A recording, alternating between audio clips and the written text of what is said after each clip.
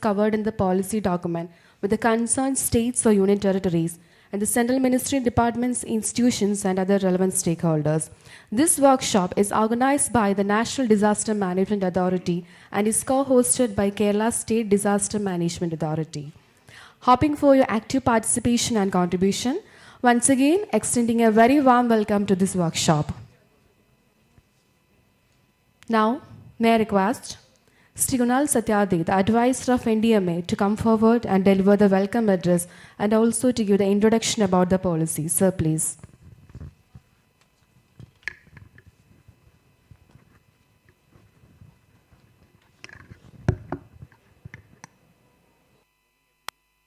Good morning, everybody present in this hall. I, at the onset, on behalf of the team at NDMA, welcome the Honorable Minister who has joined online, K. Rajan Saab, the Honorable Minister for Revenue, and he's also the Vice Chairman of the Kerala State Disaster Management Authority. I welcome your online presence, sir. I also welcome the Chief Secretary, State of Kerala, Dr. V.P. Joy Saab. I welcome a member from NDMA, Dr. Krishna Vats, who is leading the program on mitigation for the country, on various other programs also. I welcome you, sir. You had a long travel yesterday night to reach this place. I welcome Additional Chief Secretary, Disaster Management, Jayatilak Saab, Dr. A. Jayatilak Saab, who has always been very, very proactively supporting initiatives of NDMA. Apart from the initiatives that he is taking in the state of Kerala, we also need to learn from a lot of innovations that Kerala has always been doing in all the fields, and we're discussing in science technology or in biodiversity or in disaster management and all other fields possible in IT and BT.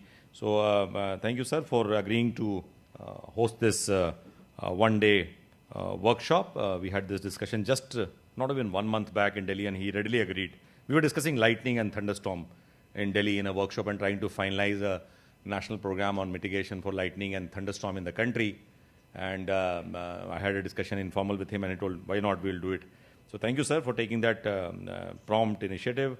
I also welcome my colleagues from NDMA, Harsh Gupta, who is looking at the project director of the NCRMP project, the most important coastal areas program.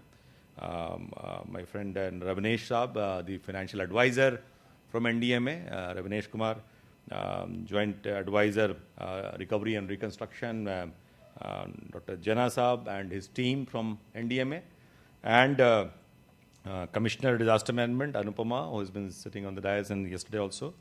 I also welcome all the states. I was told we invited around 20 states and 14 are present right now in this gathering. So I welcome all the participants of the 14 states who have traveled as far away from Assam and the other states. So I welcome all of you on behalf of NDMA, also on behalf of the Kerala State Disaster Management Authority and the state government of Kerala. We have also invited a lot of important ministries and departments in the government of India, and I'll not name them for the sake of convenience of time, but a lot of them are present here, major stakeholders. A lot of them will be making a presentation also as we go ahead. So I welcome all the Government of India departments, ministries, institutions who are present right now. And some of the lead speakers who have a lot of experience in this field. So I know there are a lot of people from TIS and Wildlife Institute of India and the other institutions are present here who have had long innings working on the problems of wetland management or river erosion or coastal erosion and trying to mitigate them. A lot of them also have experience in resettlement and rehabilitation of people. So this looks like a good day to have this discussion and look at this issue. So having welcomed all, the idea is, in fact, borrowing from yesterday, I was having a conversation on a dining table and somebody was telling, I think Sekhar was telling, Sekhar, who is, I forgot to welcome him in his own program, who has been running around the post, and his whole team in KSDMA who's made this come through. Sekhar was saying that he was having a discussion with some other bureaucrat, and they were saying now NDMA and SDMA will get into erosion also. as if hands are not already full of earthquake and major ones that catch the limelight. But just to, I kept this discussion curtailed that point of time, but it is a very important disaster that the whole world is worried about. Because we normally tend to get carried by extreme weather events, cyclone, flash flood, and then forget the stuff. There's a whole dimension of slow onset events. And this is one of the slow onset events. You know, if you're, I think India has so much land that we're not very worried about a few square kilometers going from every state. It is actually being lost to the sea, which the NRSC has proven on record that there's a loss of land. If you talk to some of the island nations who were with me in the conference of party in Sharm el Sheikh, and we were negotiating very hard to get a loss and damage finance facility come up in the COP, the conference of parties, their plight was enormous. Their plight was Marshall Island or any of the Pacific Island people are actually literally in problem. And they say, one of them told me, I don't know, Mr. Satyarthi, I'll meet you in the next COP or not, because my island is just half left, and the one I'm migrating to the main island this month. So things like that are happening. So it's a slow onset event like biodiversity loss or river erosion and coastal erosion, but they are very important, and the communities that are affected feel the pain.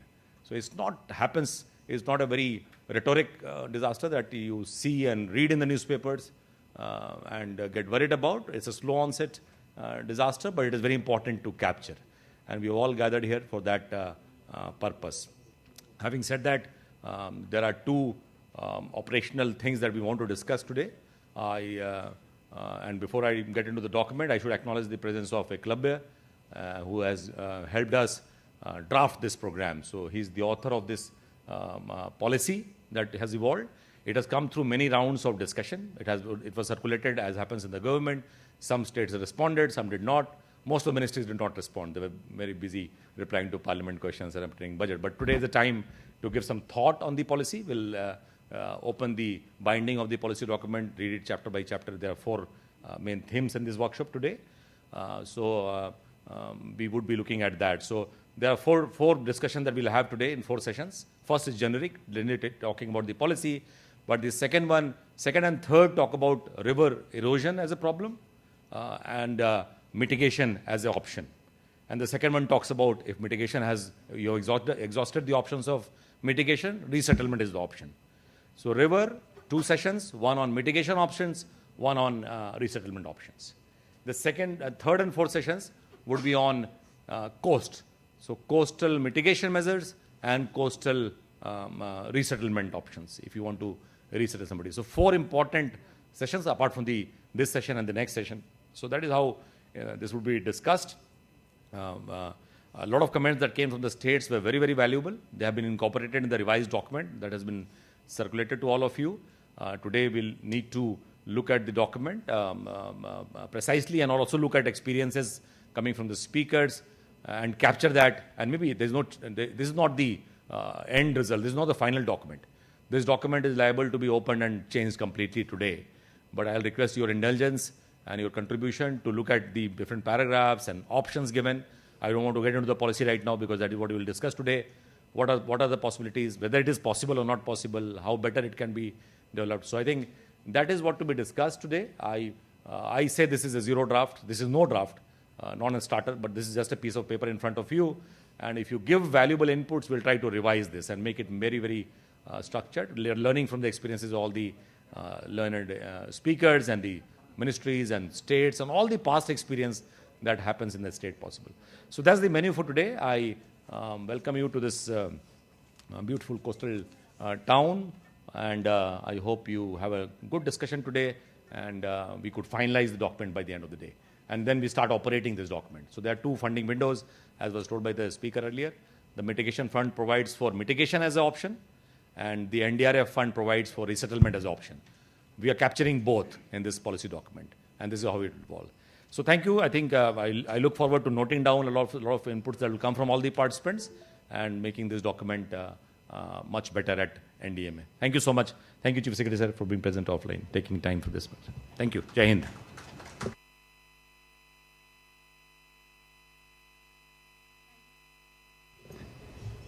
Thank you so much, sir.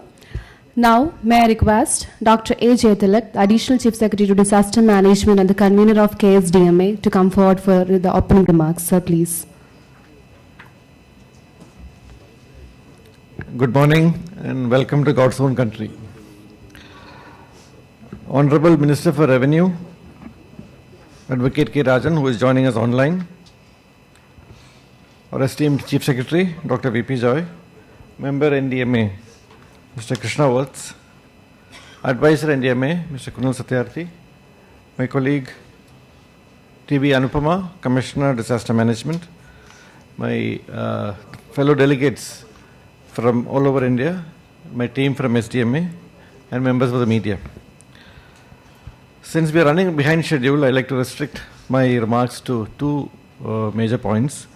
One is the Kerala experience, which informs our imperatives and which would hold, I suppose, very valuable lessons for similar coastal states, and our expectations from this national policy.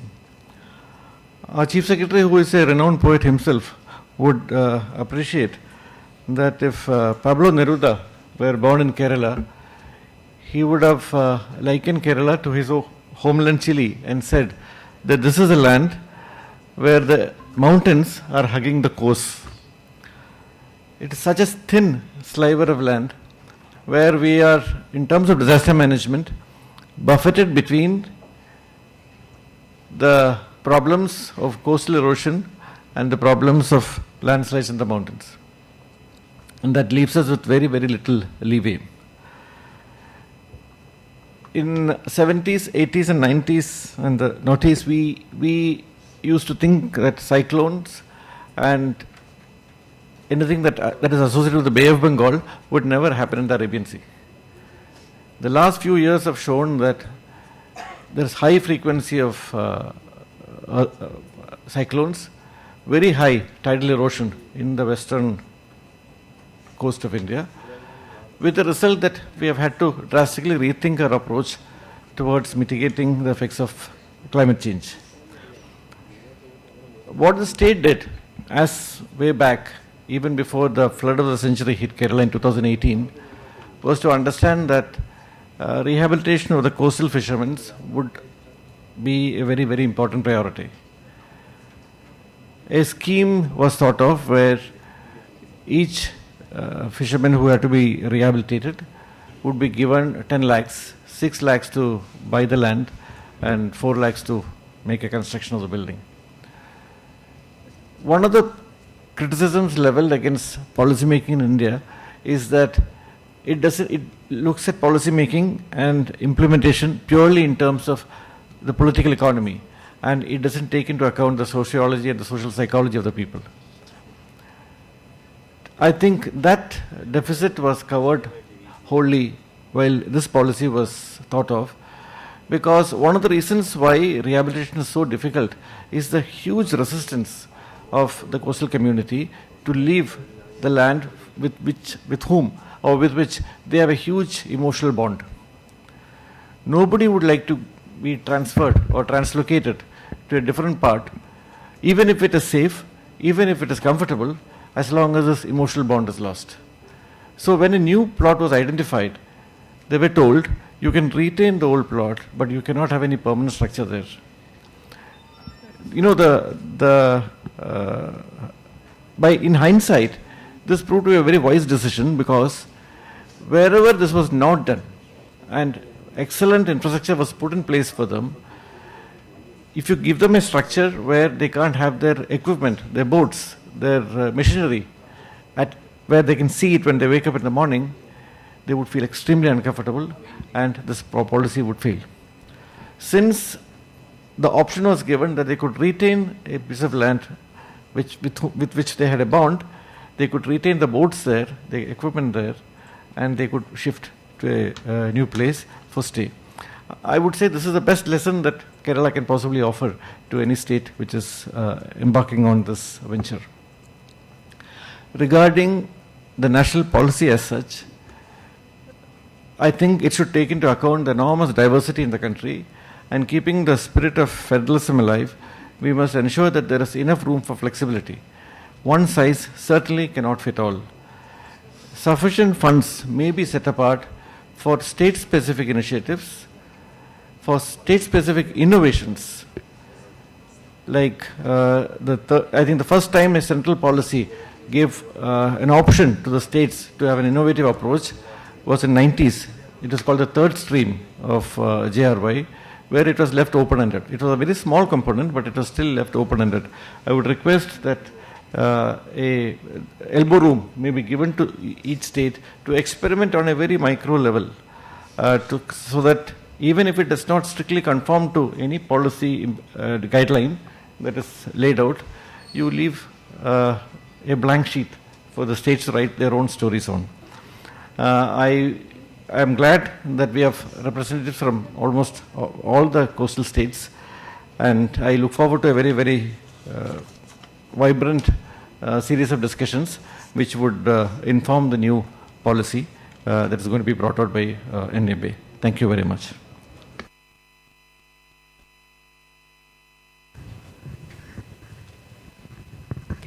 Thank you so much, sir. Now, may I request Dr. V.P. Joy, the Chief Secretary of the State of Kerala and the CEO of KSDMA, to come forward and deliver the presidential remarks. Sir, please.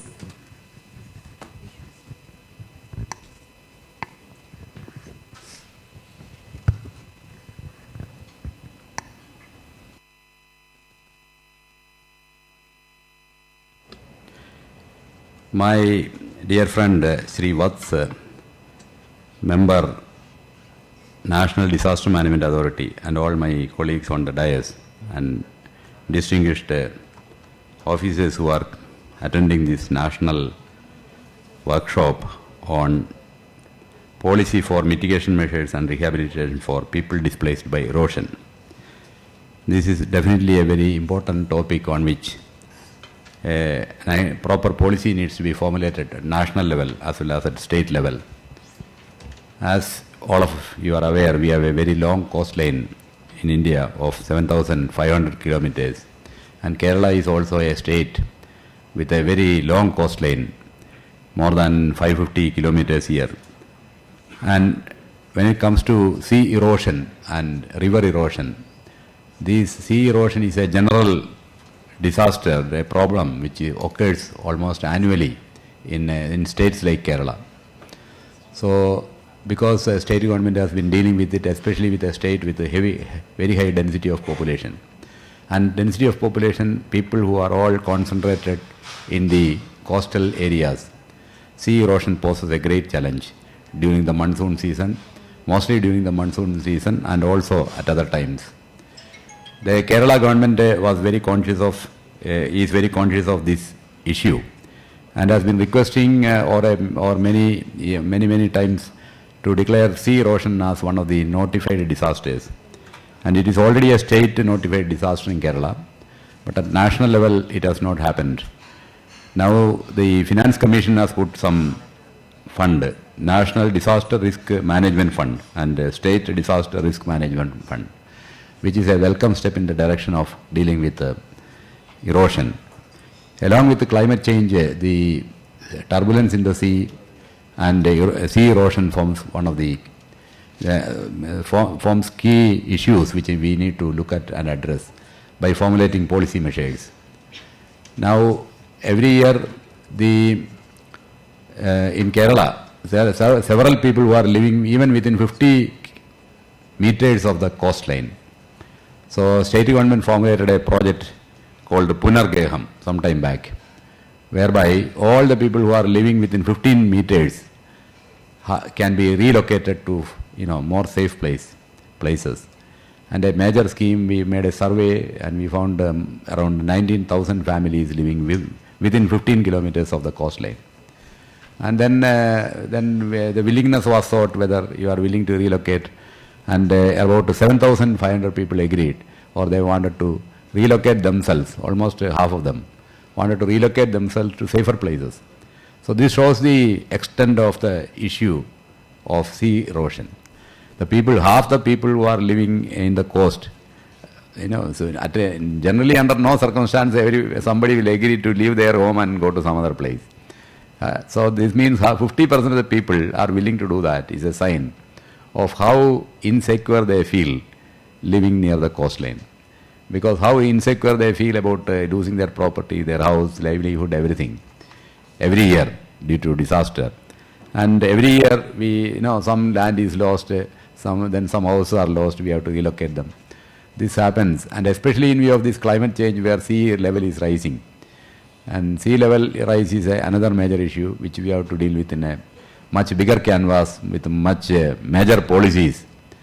But sea erosion maybe needs to be counteracted with greater effective and short-term measures because there is more urgent disaster. And of course, how to protect the sea line is another major issue. The state government have been doing some research, some attempts in this direction. Traditionally, we had this sea wall construction, which was going on for many decades. A lot of money was spent also. But finally, those things were not found very effective. Because sea wall constructed again, sea over a period of time becomes the winner. And slowly the sea wall gets eroded. That is another. Now we are exploring things like tetrapods or mangroves or more natural ways of avoiding sea erosion. And some experimental projects are already underway here, right now in Trivandrum and other places in the state, of having a kind of natural man-made defense to sea erosion. These kind of activities would require a lot of funds. As I mentioned, we are committed to making houses for 7,500 people, families, to shift them because they are the willing people. We don't want to shift anybody forcefully. But even to shift the willing people, 7,500 houses have to be constructed. And according to the state government scheme, each house 10 lakh rupees is to be given. So the cost for that particular scheme alone is 750 crores, I think. So that is just for shifting those people. But about protecting the coastline of 550 kilometers against these sea erosion and such disasters, this would require major expenditure of funds. Maybe if we do research and bring better technologies, things may be better or maybe more effective. But even a lot of research needs to be undertaken in that area. So research projects need to be sanctioned. What is the best way of dealing with the sea erosion? And of course, we have to address some bigger problem in the bigger canvas of climate change, which of course again Kerala government is in the forefront to fight this issue. So we have formulated the Kerala State Action Plan for Climate Change, and that has been approved, which details all the actions required to be done up to 2030. We have produced the document, has been approved by Cabinet, it is under implementation. So we in Kerala, like nationally, we fixed a target of 2070 to become climate neutral. But Kerala has put a target of 2050, and I think we will be able to achieve it much before.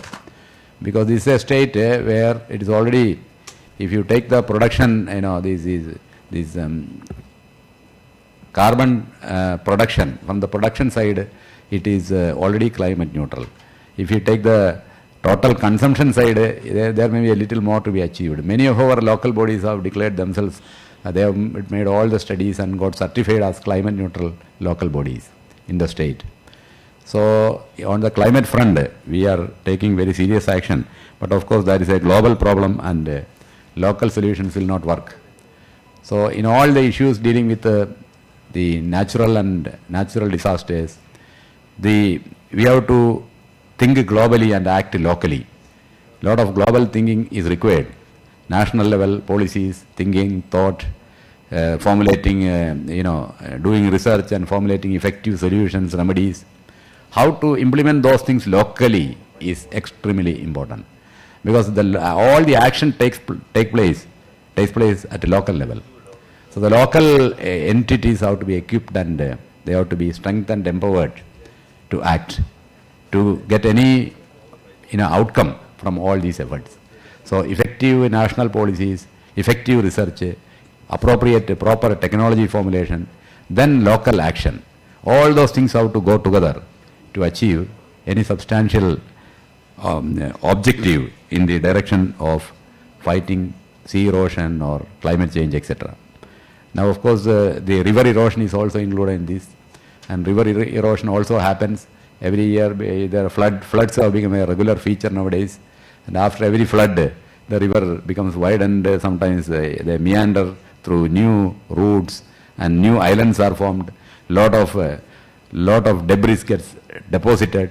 Now in Kerala, we have been running a very big scheme of removal of this debris alone, which has clotted the rivers. So that is again a major issue which we need to address, how to keep our rivers more effective to reduce the flood impact, how to deepen them, ensure that the channel is clear and the flow of water is always maintained, so that the effect of natural floods and rains, etc., are minimized. Anyway, these are major issues which state disaster management authority is dealing with. I am happy that this policy workshop, which is being planned at a national level here, will help formulation of policies as well as its implementation, and giving a combined effort, combined might of all states and also at national level to counter these disasters and effectively ensure that we are able to protect our population and our geography against these natural events. I wish this workshop all success, and I thank each and every one of you who have come from other states, and I also wish that you have a very comfortable and happy stay here. Thank you very much. Thank you so much, sir.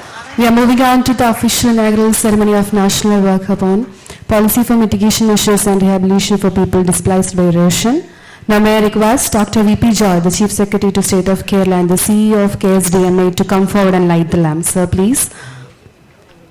Also requesting all of the chief dignitaries on stage, Sri K.S. Vatsa, Member NDMA, Dr. A. Jaitalak, Additional Chief Secretary, Disaster Management and Convener of KSDMA. Also requesting Sri Kunal Satyarthi, Advisor of NDMA, and Ms. T.V. Anupama, Commissioner, Disaster Management, Kerala, to kindly join with them.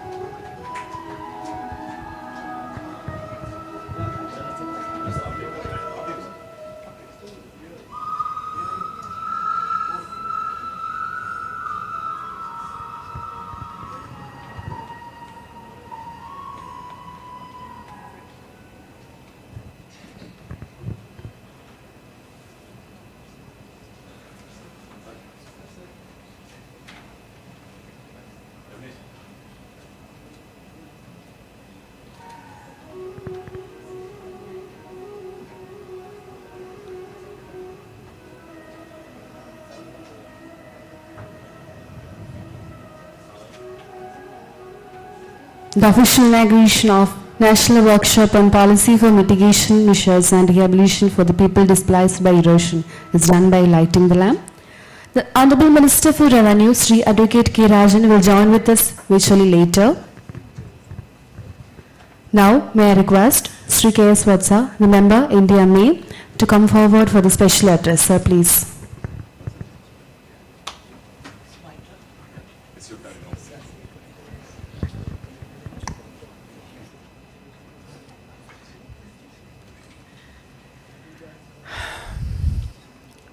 Good morning to all of you.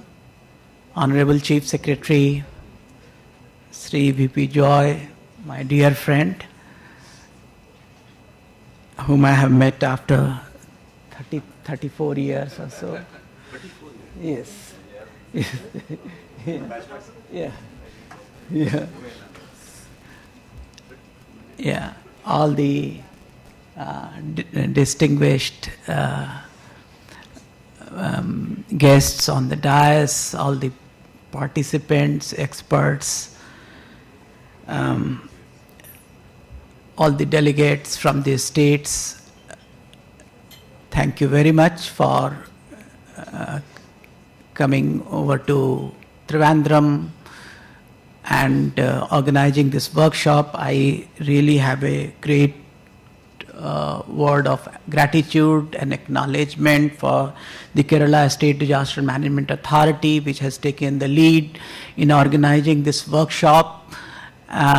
They have done immense work in bringing all of us together to discuss a very important issue which has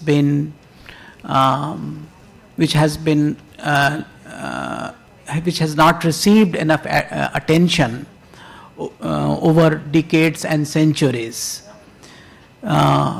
It speaks of the sensitivity of the government of Kerala, that they have found so much of resources to bring us together.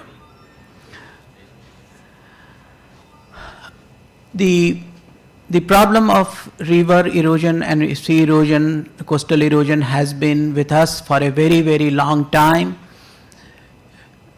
A lot of people get displaced, a lot of people lose their lands and livelihoods, and there is a huge amount of distress at the local level. People really struggle, and while the governments, state governments and the central governments have found some temporary, some ad hoc solutions, there has been no consistency in the kind of solutions that need to be offered for the problem of river and coastal erosion. River erosion, coastal erosion are natural processes. They happen everywhere. In case of river erosion, they happen more in the alluvial soil. And coastal erosion also, the process of erosion and accretion is also a very natural thing that happens in almost all the states. However, the context of climate change has really brought a new dimension to it. The people, the rivers are getting more flooded, the currents are much stronger, and the erosion is far more pronounced than before. Same is the case with the sea erosion. The erosion is far more than accretion, and I think all the preparatory and research studies that we conducted for the formulation of this policy showed that we are losing land in the coastal areas more than what we are gaining. And when such a thing happens, it's the people who are the real losers.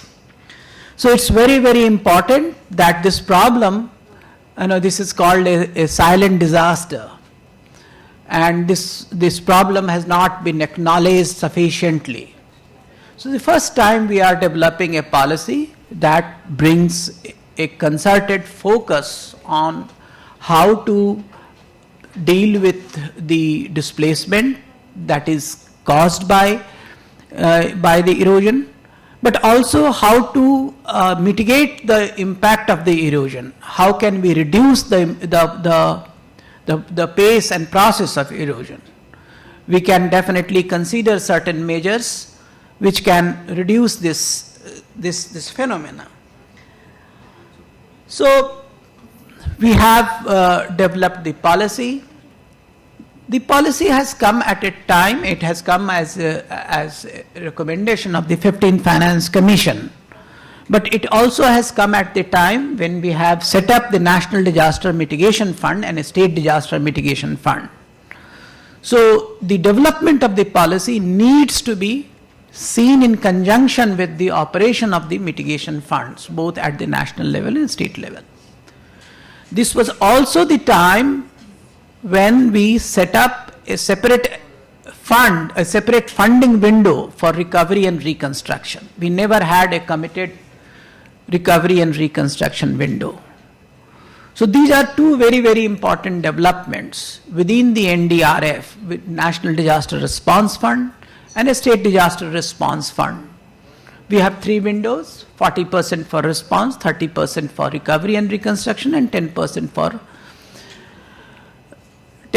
for preparedness and capacity building. And then the remaining 20% for the mitigation fund, both at the national level and state level. This is how the entire composition can be described. So this policy is being developed when these 2 funding windows are available. But to acknowledge the problem, its magnitude, how it is impacting the people, how certain islands, river islands are disappearing, how Majuli Island, the famous Majuli Island in river Brahmaputra has lost 40% of the land mass, how Sundarbans is really getting seriously threatened, how certain deltas are shrinking or deltas are being, disappearing. For addressing all these problems, there is a committed allocation of 2,500 crores. So this policy is not an abstract policy. It is supported by an allocation of resources. 1,500 crores for mitigation, 1,000 crore for rehabilitation. This is not the final allocation. These allocations could very well be replenished by the mitigation fund and the funding window of the recovery and reconstruction. But the idea here is that the state should develop more and more such programs, local level programs, smaller programs, which can really make a difference. And as we develop more experience, we can get more resources, not just through mitigation funds, but also through many climate change windows. It is definitely a problem that has been exacerbated by climate change, and so many of the allocations that are available for climate change adaptation that can also be used for this purpose. So we will discuss some of these details later in the sessions. I think it's a very, very important development. We need to support it, we need to improve the policy, and we really need to make it workable on the ground. So this is really the objective of the workshop today, and I'm glad we have a very good response from the states. A number of experts are also here, and we will spend the rest of the day discussing various dimensions of the policy.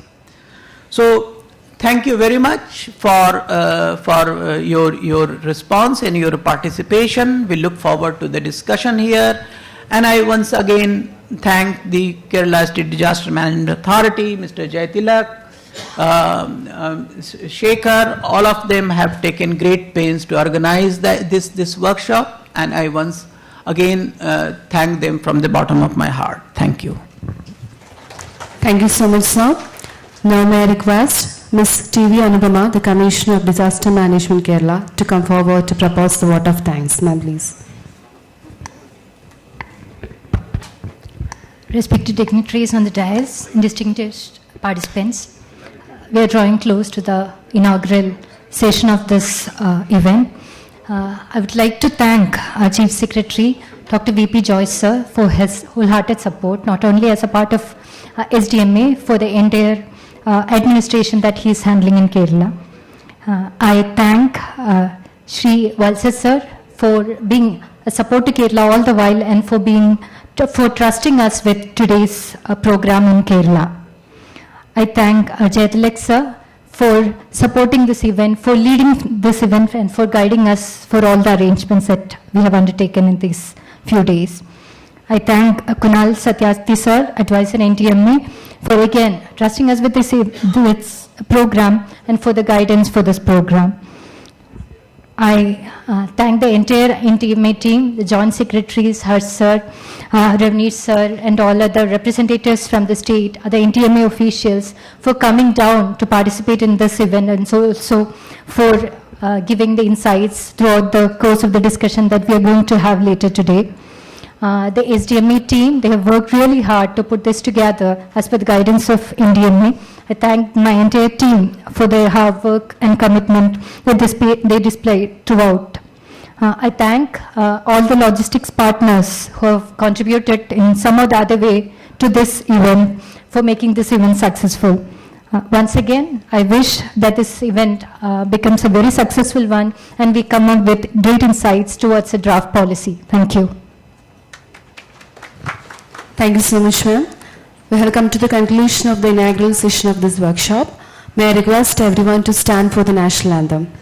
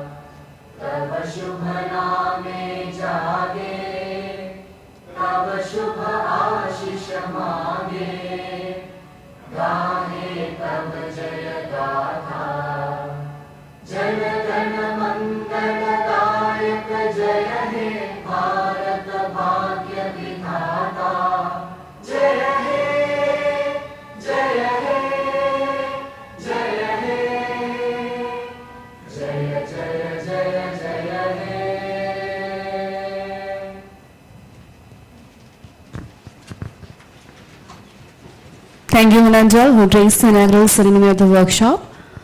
We'll start the sessions very soon.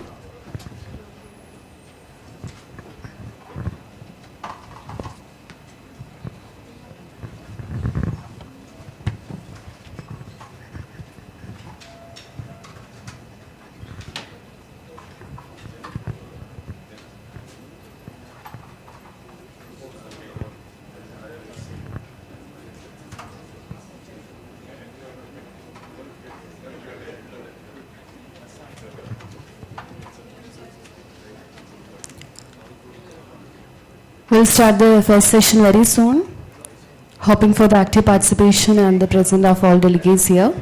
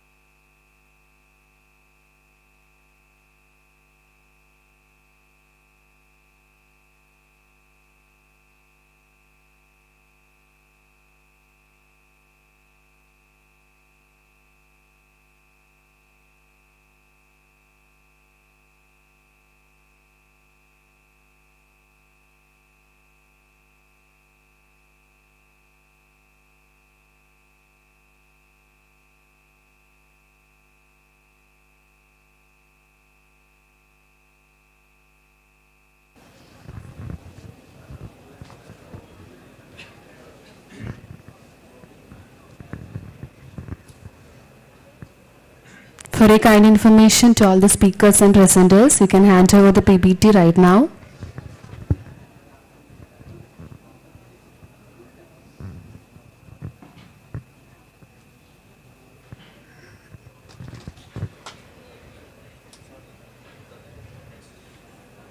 Once again, for the kind information to all presenters and speakers, you can hand over the PPT right now to the mic point.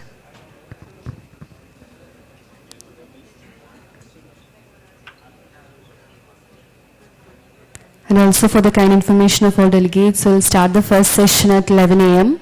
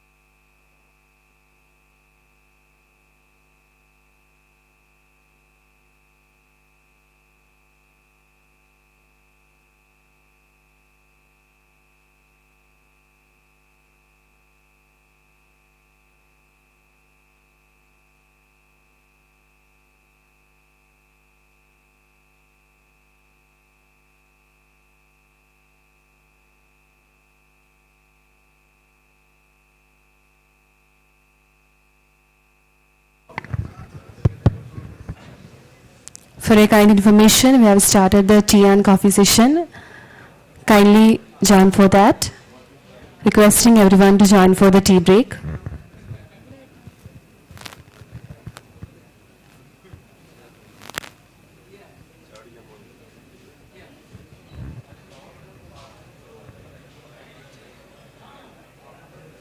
For the kind information of all delegates and presenters present here, we'll start the first session at 11 a.m. Also requesting every presenters to hand over the PPT.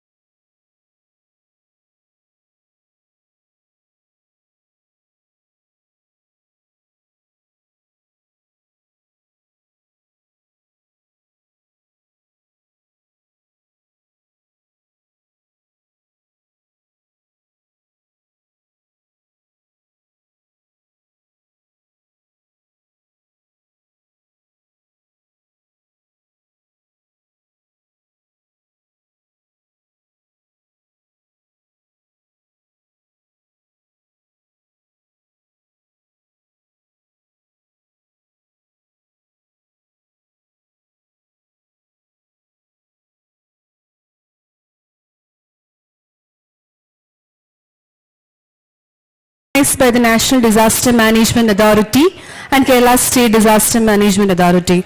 Requesting everyone, all the delegates and presenters to come inside the venue. Please grab your seats and please be seated and make yourself comfortable. We're about to start the first session very soon.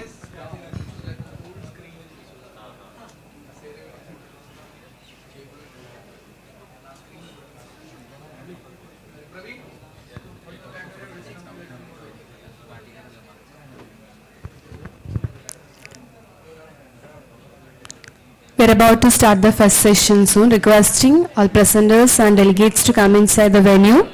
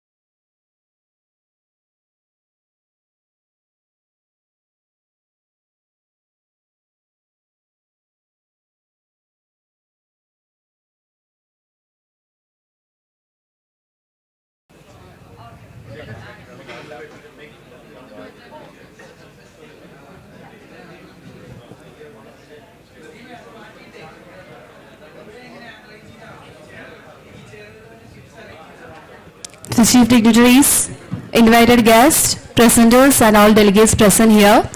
We're about to start the first session. Requesting everyone, please come inside the venue and please be seated.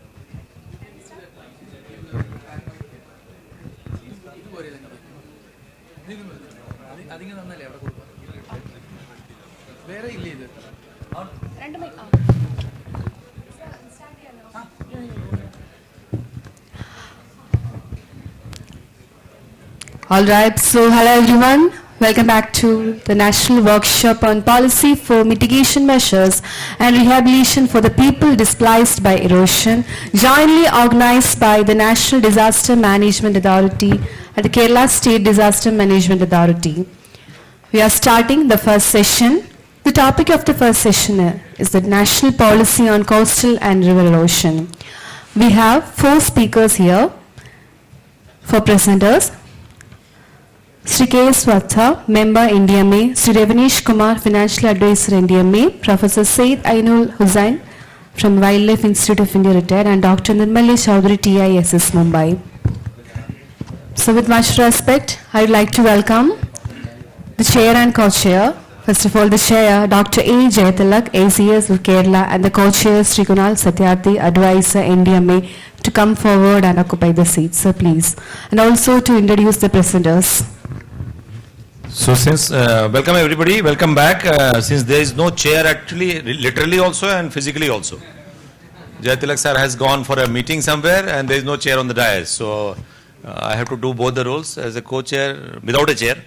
So without wasting any time, I think we are just exactly on time. And for this session, I would we will have 4 presentations as has already been told. And this would be like a ice-breaking session. Yesterday they had an ice-breaking dinner. So this is like an ice-breaking session before going into the document per se. So next session onwards, we'll go into the document and start looking at the documents. So very interestingly, we'll have Vatsa sir first, who will generally talk about what this policy is about, what the problem is, and why is there such an important requirement. He has done that in the inaugural, but he will elaborate that further now. And then we have the financial advisor who has all the money in the world.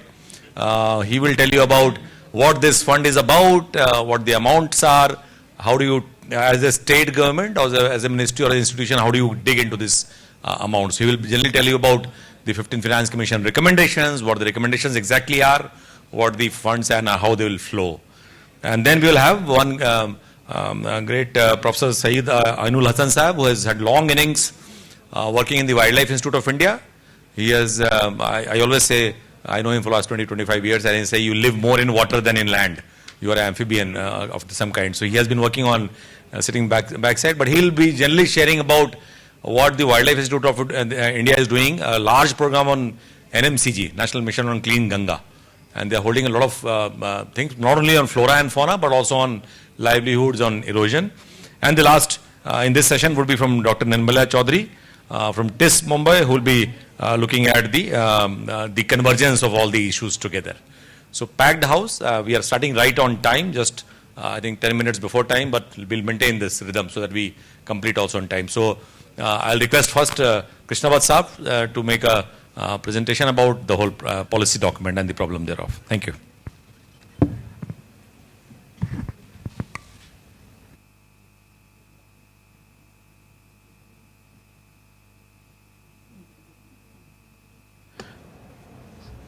Thank you again. I would like to discuss with you the rationale for the policy and some of the main elements of the policy and how the policy should be implemented. And there will be presentations, I think presentations later, which will give you the specifics of the proposed policy. So, first the rationale of the policy. Why the policy? Why not the guidelines? Why not the project? One, that this policy, the problem that this policy seeks to address has been there for a very, very long time, and it has not been addressed through our current disaster management structure and policy and frameworks. We have tried to do that several times, but we have not really been able to come up with a feasible framework for doing this. The second thing is that the problem that we face has huge diversity. First, the river erosion and coastal erosion are two very distinct things. Second, within the river erosion, there are multiple kinds of river erosion and multiple scales of river erosion. So, in some of the areas, you will find that the entire village is wiped out. Some of the places you would find that the villages are there, but their cultivable lands are gone. Some of the places you would find that the villages are continuing, but they have become extremely precarious. So, and the situation changes from year to year. And that it has huge socio-economic implications for the people, which has not really been studied in great detail.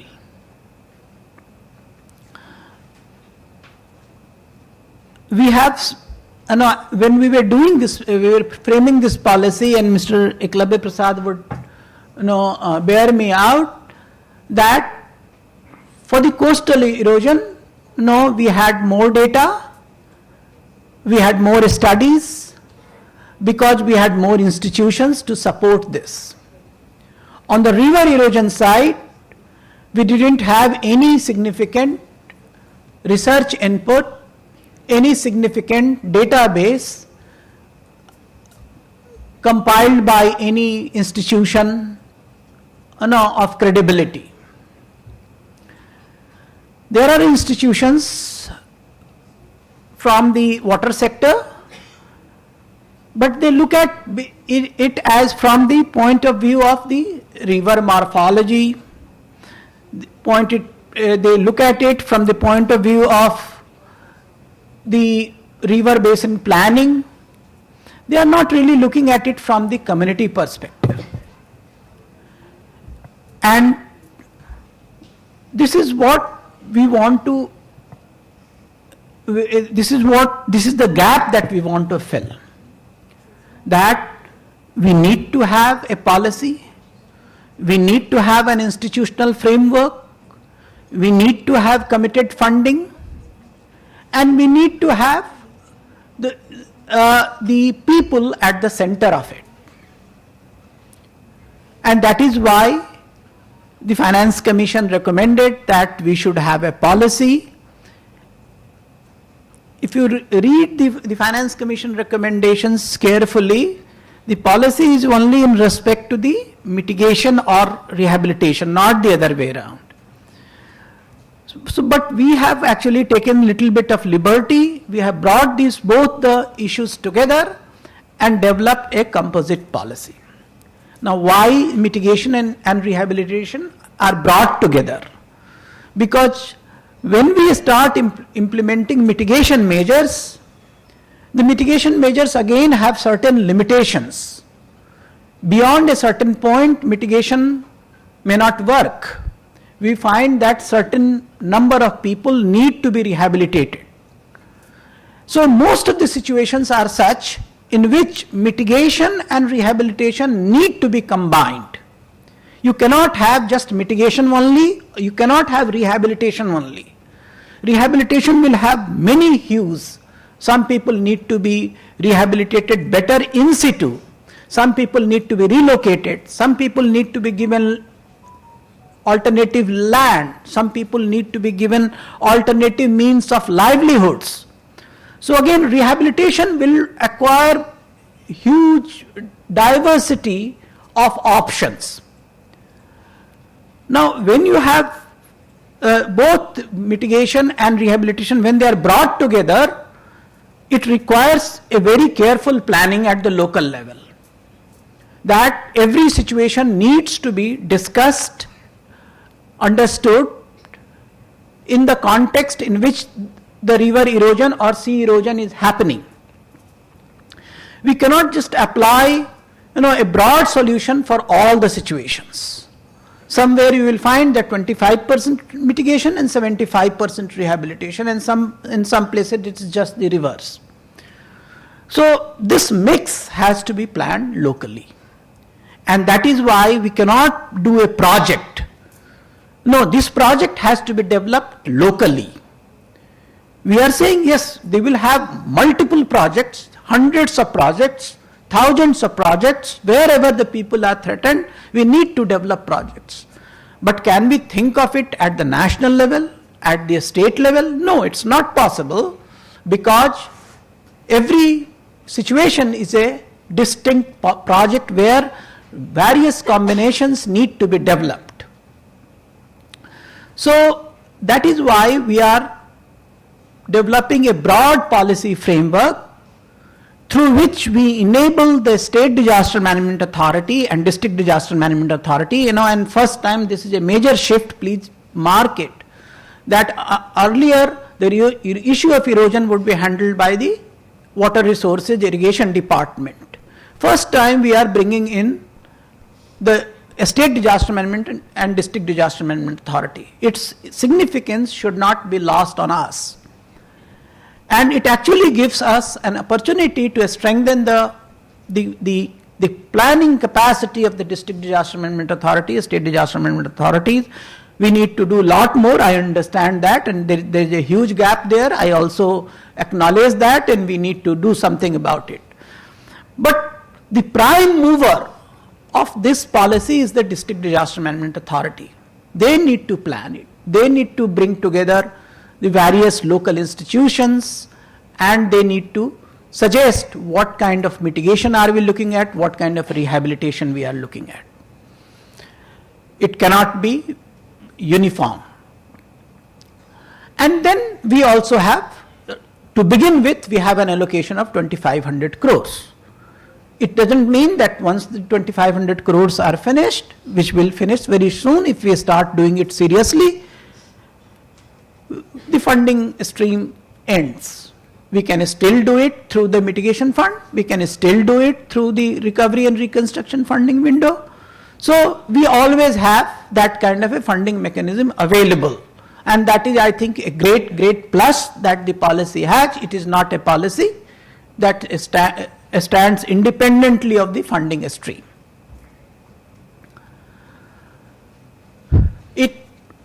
What is extremely important again about this policy is the role of the Panchayati Raj institutions.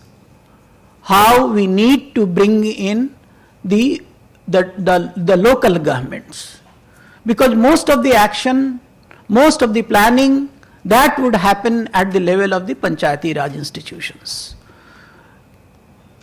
Those who have implemented recovery and reconstruction programs would bear me out how important it is to take the communities along. You cannot do anything unless we have a good conversation, a good dialogue with the people, take them along unless they agree with this. So we need to involve the local institutions so that we build bridges with the people, take them along, make them understand the implications,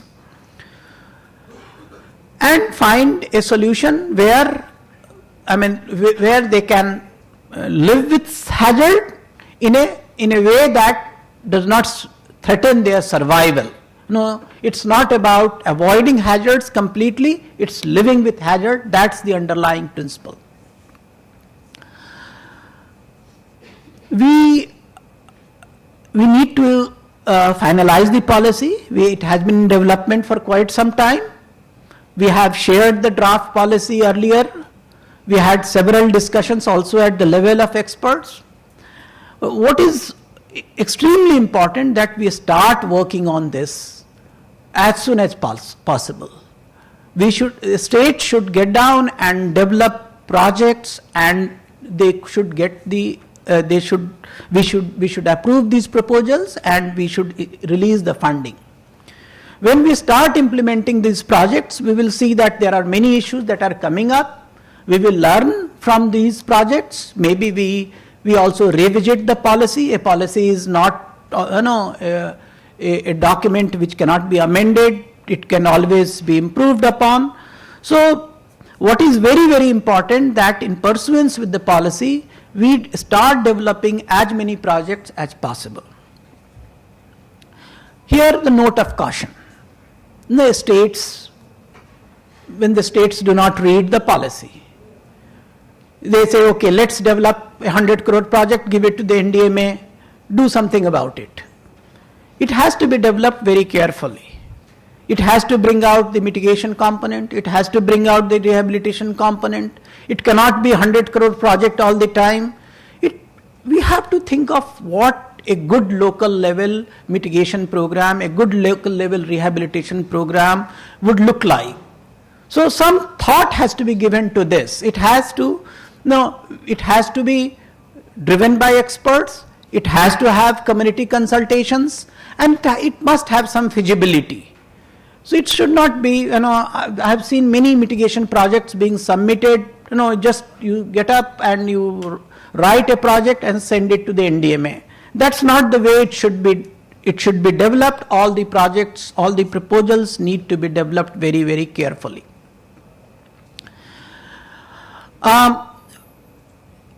The other thing is this, that we need to build the capacities for implementing this. And that is something that we need to develop within the SDMAs, within the DDMAs. I think there is a now provision for supporting this. This policy needs to be implemented in conjunction with the guidelines for the mitigation fund. This policy needs to be understood or implemented in conjunction with the guidelines for the recovery and reconstruction guidelines. We have shared the draft guidelines with all the states. We have not been able to finalize due to certain problems, but we will be able to finalize them soon. But you can take the help of those draft guidelines which are available with you. Draft technical guidelines for the mitigation, draft technical guidelines for recovery and reconstruction. You can apply those guidelines, develop these programs, and then you can submit it. While submitting the program, you also need to see what the SDMAs, what the state governments are contributing to it. It cannot be completely centrally funded. So this is also something states must own it, states must participate it, states must part fund it. This is a problem that will stay with us for a long, long time. We need to deal with it imaginatively.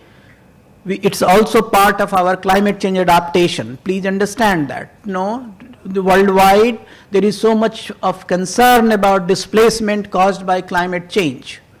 This is very much a policy directed at that displacement. So it is essentially what we are talking over here is climate change adaptation.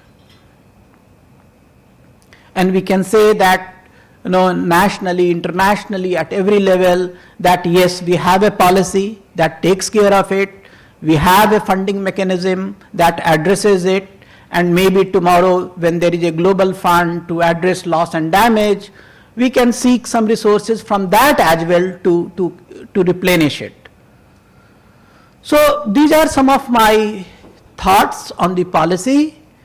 I welcome a comprehensive discussion on different aspects of the policy, and I'm sure at the end of the day we will have a good, positive, constructive, forward-looking conclusion on this policy. Thank you very much.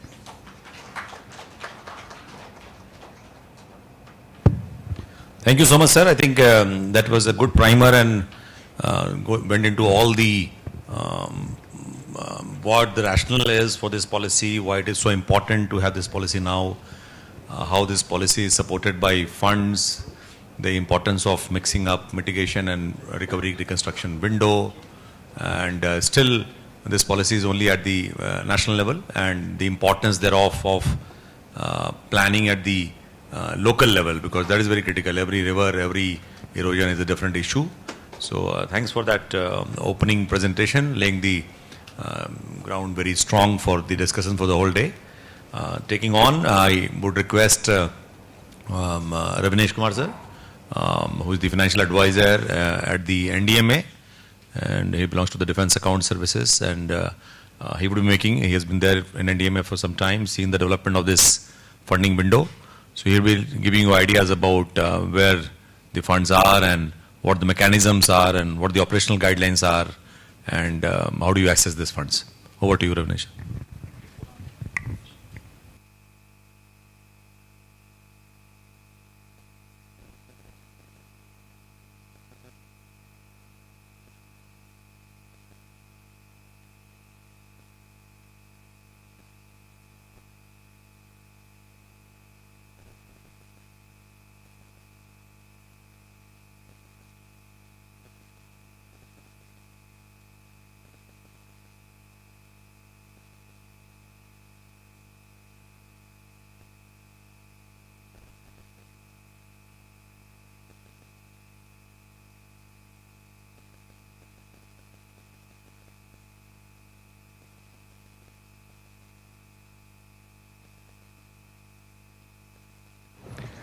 Good morning to all of you. So, this is the workshop. I'm going to talk to you about that recommendations of the 15th Finance Commission. We are all knowing disaster risk financing mechanism. So, under this, we are having that National Disaster Response Fund and National Disaster Mitigation Fund set up under sections 46 and 47 of the Disaster Management Act 2005, and State Disaster Response Fund and State Disaster Mitigation Fund set up under section 48 of the DM Act 2005. Now, our scheme of disaster risk financing is based on the recommendations of the Finance Commission. As you all know, that Finance Commission has that constitutional mandate, and it's set up every 5 years and recommends it for 5 years under Article 280 of the Constitution. And the mandate is for the Finance Commission to recommend that net proceeds of taxes to be distributed amongst the Union and the states, and also among the states. So, for disaster risk financing, the Chapter 8, where it has been recommended in the Finance Commission report, 15th Finance Commission has submitted 2 reports, one for the year 2021 and then one for the next 5 years period, 21 to 26.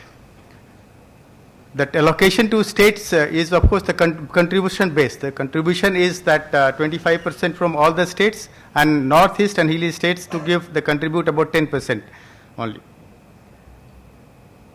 This 15th Finance Commission, of course, has adopted a new methodology for allocation of funds to the states, which is earlier what was happening was up to 14th Finance Commission, it was primarily based on expenditure that the states used to do.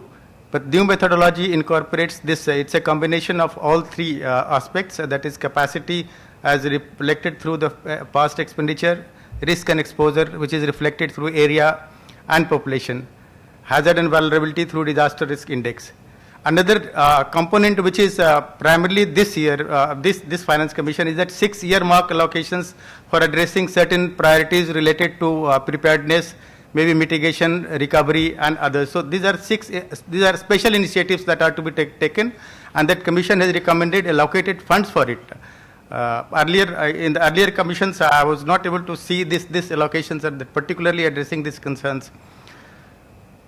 Then, of course, that whole of the funding at national level has been, named as National Disaster Risk Management Fund, and similarly State Disaster Risk Management Fund. This incorporates both NDRF, National Disaster Response Fund, and Mitigation Fund. 20% to be contributed, to be allocated to Mitigation Fund, and 80% to NDRF.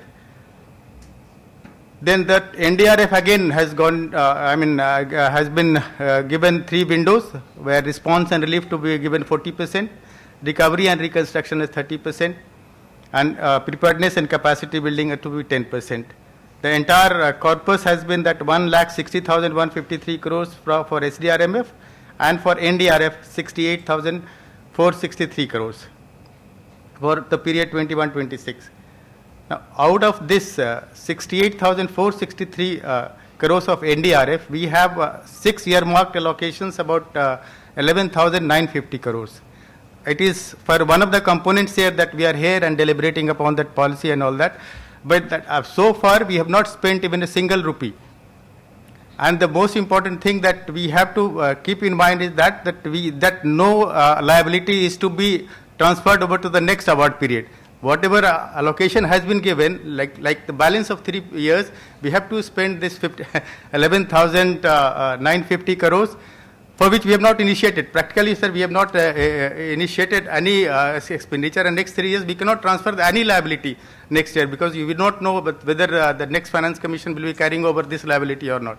So time period is very short. Action time is also very short. We need to take very proactive actions in this thing. Of course, this is the distribution of that the 6 initiatives. That is where has been taken. The special initiatives required to be undertaken is that under NDMF, 12 most drought-prone states have been for developing that disaster district level drought planning, 1,200 crores, 100 crores each, and then reducing this risk of urban flooding in 7 most populous cities, 2,500 crores. Managing seismic and landslide risks in 10 hills is 750 crores. Mitigation measures to prevent erosion, that is 1,500 crores. That is for which we have assembled here. And then in this thing, under preparedness and capacity building grant, we have expansion and modernization of fire services, 5,000 crores. And under recovery and reconstruction grant window, we have resettlement of displaced people affected by erosion, 1,000 crores. As far as the status of guidelines and constitution of an administration of these guidelines and concern, MHA has formulated this constitution, this SDRF and NDRF, SDMF and NDMF norms and issued it. SDRF and NDRF guidelines were issued on 12/1/22, SDMF guidelines on 14/1/22, NDMF guidelines on 28/2/22, preparedness and capacity building grants, window guidelines on 22/4/22. Revised items and norms for SDRF and NDRF issued on 10/10/22. For us, this. So these are details of where to be taken. We will go straight to that fund, the other 2 funds that we are required to undertake. This is what it is, that 11,950 crores. That allocation is there. Under NDMF allocation is 5,950 crores, and under NDRF 6,000 crores. 6,000 crores under NDRF consists primarily of, one is that modernization and expansion of fire services, and 1,000 crores is that for our rehabilitation of displaced people. And from NDRF, that NDMF, there are 4 initiatives. One of them is for 1,500 crores for our mitigation measures for preventing coastal erosion and river erosion. Now, this study, the 15th Finance Commission has quoted these 2 studies, that report by a study conducted by Space Application Center, Ahmedabad, and Central Water Commission in 2014, saying that 45% of the Indian coastline is facing coastal erosion. And that in 15 years time, is in about 1971 to 2016, that is about 45 years time, that Mazuli Islands has shrunk to almost 41% of the area that was earlier in 1971. This is they have quoted this, and based on also this, the recommendation has come that 1,500 crores are allotted from NDFF to undertake that erosion of mitigation works under NDRF fund, and states to contribute here 10% of the resources. How to apply it? Norms has not been developed, norms have not been, or guidelines have not been issued, but the state has to apply for it. State has to seek assistance for it under it from MHA. This is what that we have to do that, and the state has to contribute 10% of it.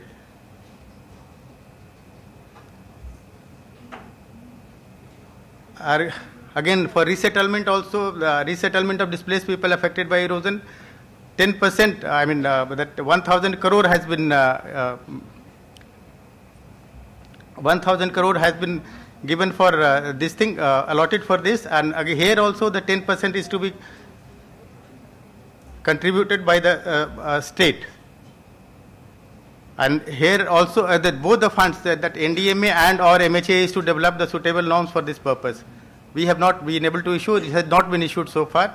We need to take very proactive action for issuing this, because important is this only, that there shall be no spillover for the liabilities committed for the project sanctioned against the earmarked allocations beyond award period, that is 21-26. We are hardly left with 3 years, 2 months, 1.5 months, that is now that we have to formulate the plan, design the plan, implement that, and then complete also. All expenditure has to be completed, which is very big task, difficult task. Need to do that, and state government of course has to share 10% of it. Operational guidelines wherever based on this our discussion, let's issue it. That's from my side, it's over. Thank you.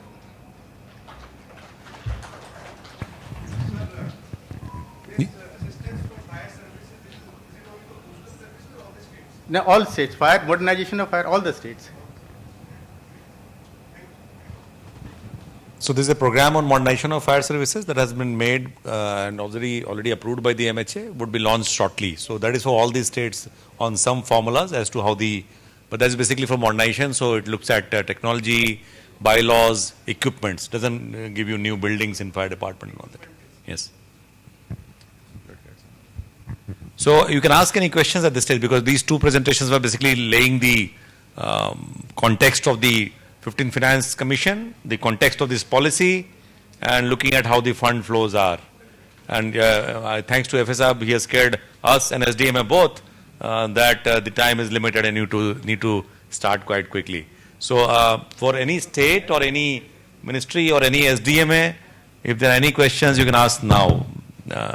Don't ask me or don't ask anybody else. You can ask Vatsa Sahab or ask Ravinesh Kumar Sahab. And I request people in the back bench to maybe, because the screen is quite low and limited, so now there are some seats in the front row vacant, so you could all migrate down. Harsh. Before states start raising up some questions, Ravnesh ji, you mentioned that states in the disaster mitigation fund, first they have to contribute 25% at one place you mentioned. Though I have also read it couple of times. And okay.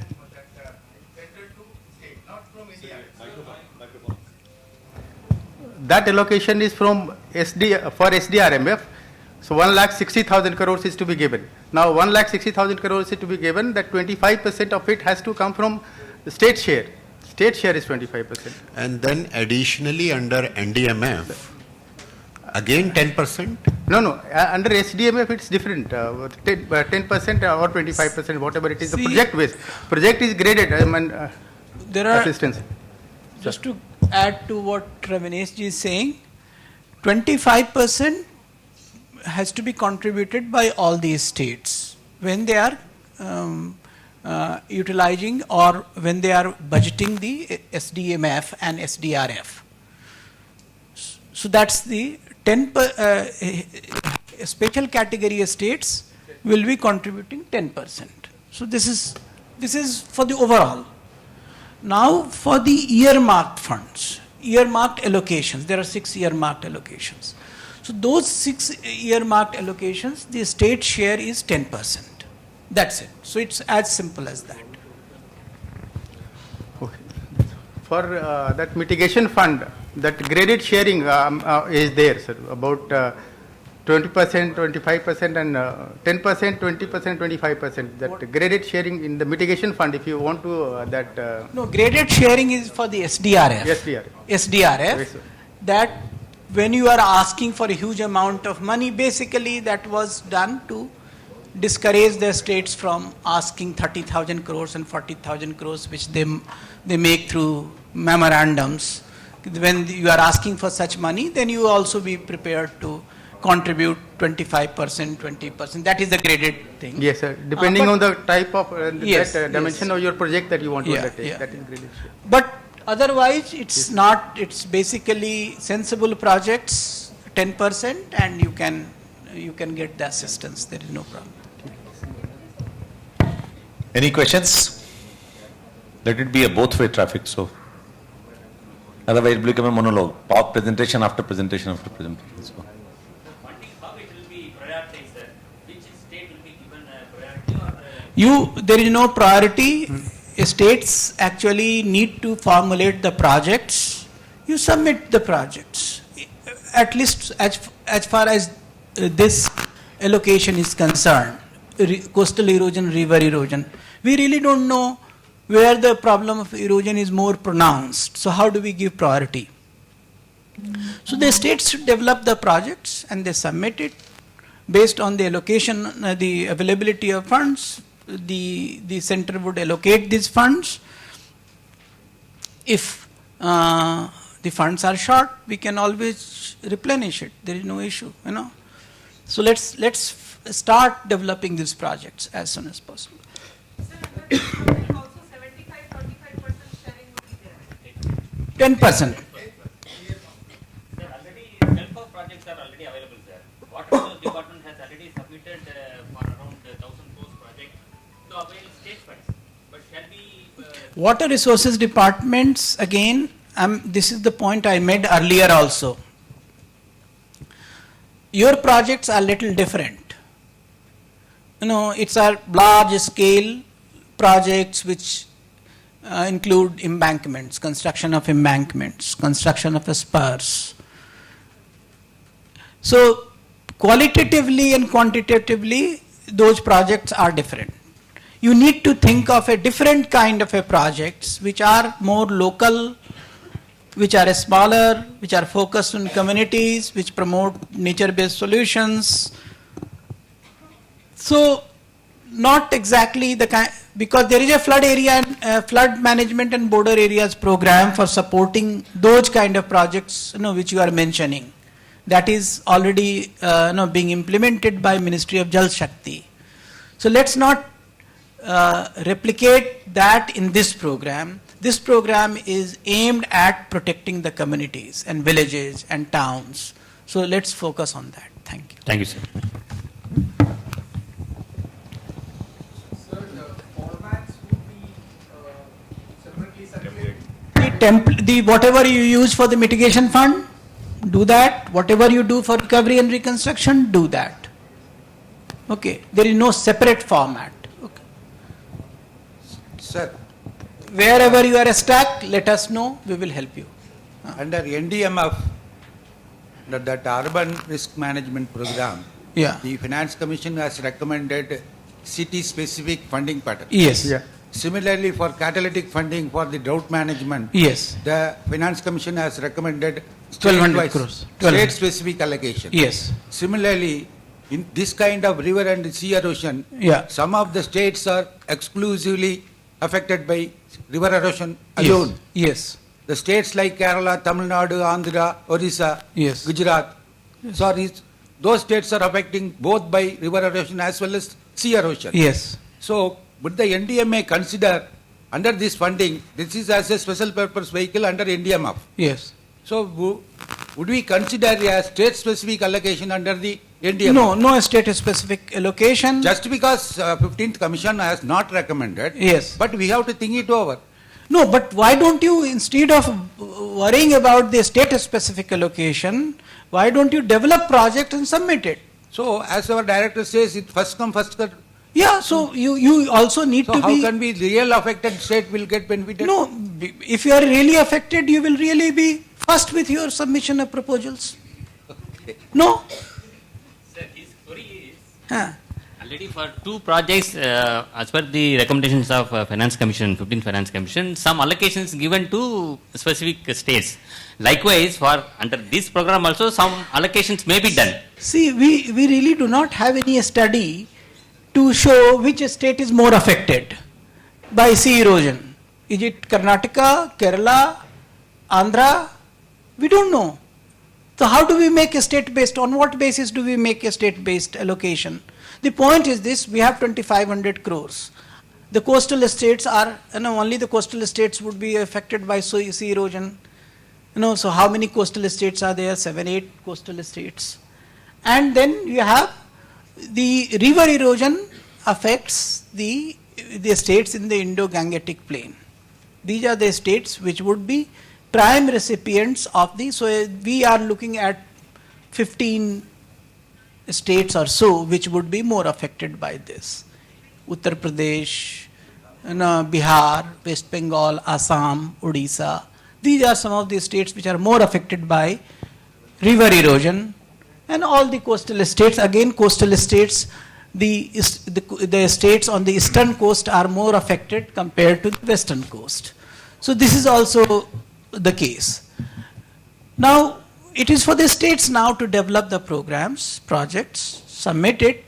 You will get the same amount perhaps if you are asking for a specific allocation.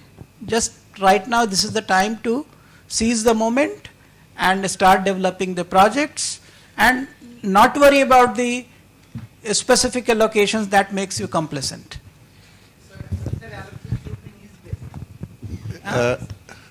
No, it should be need based, so you should project your needs. That you are correct. Huh? Yeah, it should be as per the state needs, but how do we know about the needs unless you project it? So please project it. And only way you can project it is to develop programs, projects, and the policy gives you the enabling support. Thank you. Yeah, sir. Yes. Sir, I have a concern that what is time frame means up to when we have to submit our proposals. Yeah. Is there any time frame? Because already, you know. You submitted to yesterday. No, miss. It will take time actually. It will take time. Yeah, because if you want to have, local, you need local solution and nature-based solution. Yeah. Then we will have to we need some time. Yes. So you need to develop a pipeline of projects within the state. Yeah. So you start working 1, 2, and 3, and 4. No, you start addressing one district after another, and you can start submitting projects. So it should be a stream of projects. So what is important is that all the states identify the districts, identify the communities, and develop a pipeline of projects which could be submitted at regular So even intervals. case studies kind of thing can be submitted. For case studies, suppose we want to have case study. Why would you submit case study to NDMA? You have enough money within the SDRF, SDMF. Yeah, so I mean, yeah. you can always do that through your own funds. Yeah. Yeah, I know. Okay, thank you. Yeah. A small question, sir. Can we co-fund ongoing programs? So if we have already erosion-linked programs that are ongoing, can we request for co-funding? Absolutely, but you need to show what exactly it funds. Yes, sir. See, the point is ongoing erosion projects. Ongoing erosion projects suffer from a significant bias. Look at seawalls, look at embankments. Look at tetrapods, which you deploy in large numbers.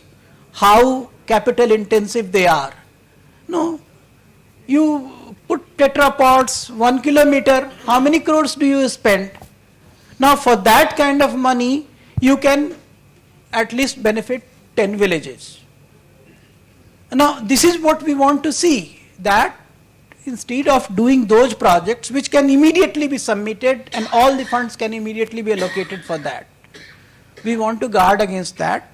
We want really, because a large number of people are affected. A large number of people are affected. I am telling you, if you go to, I come from Bihar, the entire North Bihar is affected. Lots of people have lost their lands, And, people, even rich people become overnight poor because they have lost their lands. So, we actually want to use this policy to help those people rather than some of these specific, construction-oriented, contractor-driven projects. So please digest from that and develop those projects which help all the communities along the river, along the coastline, and we will have of course we need to spend the money, but we should not throw the money. You should utilize the money, and someone will also appreciate this. When we have got the award, it takes some time to develop the policy, to develop the pipeline, to develop the projects, and maybe we will continue with this allocation. But we have to show that we are serious and we are concerned and we are really on the right lines, that we have developed a policy, this is the pipeline, this is what we are doing. Finance Commission was extremely concerned about the loss of land in the Majuli Island, how the Majuli is getting affected. Some of you don't know, Majuli is the biggest river island in the country. It has lost 40% of the land. So, if we show that yes, we have done something to improve the situation in Majuli, I'm sure that people, the next Finance Commission would also be impressed by that, and they would continue with the allocation. So, idea here is to show the intent, and that's what we are aiming at. Thank you. So sector-specific equipments will also be funded in it, or what? Because when you say equipment, what do you mean? Sir, say in power sector, if I talk about power sector, there are DTs, there are cables, there are poles, etc. etc. So if they get As part of the provision of basic services to the people, yes. sir, in my case, Yeah. say if a particular equipment is eroded or is disrupted by a particular event, say in this case erosion, that may be disrupted because of some other reason, because of flood or something. So do you think there will be those equipment can find their You way? cannot submit it for one particular sector. It has to be an integrated plan. Okay, so one village is affected, one small town is affected by erosion. The roads are affected, the drainage is affected, the houses are affected. Now and some of the basic services, infrastructure is affected, and as part of that you are submitting it, sure. But not that, tomorrow one specific sector comes up, this is my demand, so much of equipment is lost, so please support us. As I said, this is largely focused on supporting the people who are affected by disasters. So it has to be aligned with that kind of a need. Sir, Just one second, if you can permit me. Sir, just bringing back to the topic discussion to the concern raised by few states. Yes. This concern that apportionment of the total budget, sir. Yeah. Morning we heard Chief Secretary Kerala mention they have identified 7,500 families at 10 lakh. It becomes 750 crore. This is for a small state of Kerala, only for the rehabilitation. Yeah. We have 1,000 crore totally, sir. Yeah. So, sir, what may happen that Kerala is, what we heard is, has a policy already identified. They may come out suddenly with something. Yeah. So what I was trying to, I understand, sir, our concern also, that if we allocate, we do not know, as you are saying, sir, there is no scientific formula. Yeah. But for the states now, 1,000 crore, if we hear the Kerala story, 750 crore goes to Kerala itself means now bigger states are there, if they are this thing. So it's a 1,000 crore will be a much smaller kitty as compared to their total requirement. Could we invite some suggestions from the states, sir? Yeah. If they only can suggest some formula, that what should be the apportionment according to them, and if we can come out with some, because there is a time constraint. So once we allocate 100 crore to one state, if that state doesn't spend, and other states are ready to spend, and if we also come out along with that, a sort of that we can always decide at NDMA, MHA level by this deadline. If you are not coming up with your project, your allocation gets transferred to some other, giving a liberty to the states, so that they, sir, as you are very well aware, to build up a project also requires a lot of effort, sir. And effort also starts when there is an assurance of something happening, sir. Otherwise, in vacuum, that also becomes it. So perhaps whatever allocation we indicate, we can advise that twice or thrice of that amount, but some figure will be known to them. And then we can always keep there as a shelf of projects, something if can be. It's very, very important that all the states develop a shelf of projects. Pipeline of the projects, I mentioned that, it's very important. Now coming to this specific example of 750 crores for the Kerala. It's a big amount of money, 750 crores. Perhaps, when it came to the community and people driven projects, your RKDP also has not allocated 750 crores for those, it has allocated more for infrastructure projects. Please correct me if I am wrong. So if 750 crores is to be implemented, it cannot be implemented in 1 year.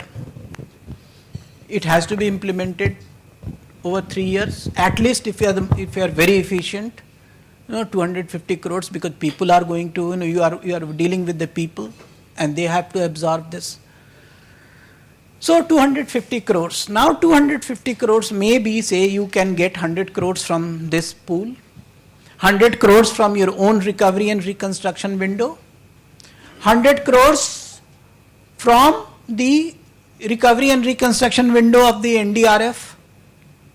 Now if you are looking at every year, 250 crores can be planned, something like this. It cannot be, this is the money, it has to be planned. So 750 crores, today it is very much possible to pool these kind of resources. We have the kind of funds. No, we have 228,000 crores rupees available within the NDRF, SDRF. It is not a small amount of money. It is an amount of money for which we do not have the capacity in the system to spend. Let's acknowledge this. Unless you do the DBT. Unless you do the DBT and just send the money into the people's accounts, on the projects right now that there is no strength in the system to plan and spend. So let's develop this and let's plan 750 crores. If you want to spend this money, it is possible to pool these resources. It is possible to secure these resources. But it cannot be done through one funding stream. It has to be done across the streams. And today those streams are available. So let's not really be despondent at the beginning. If we want to do that, anything which is sensible, I think today we have the mechanism to do that. Thank you.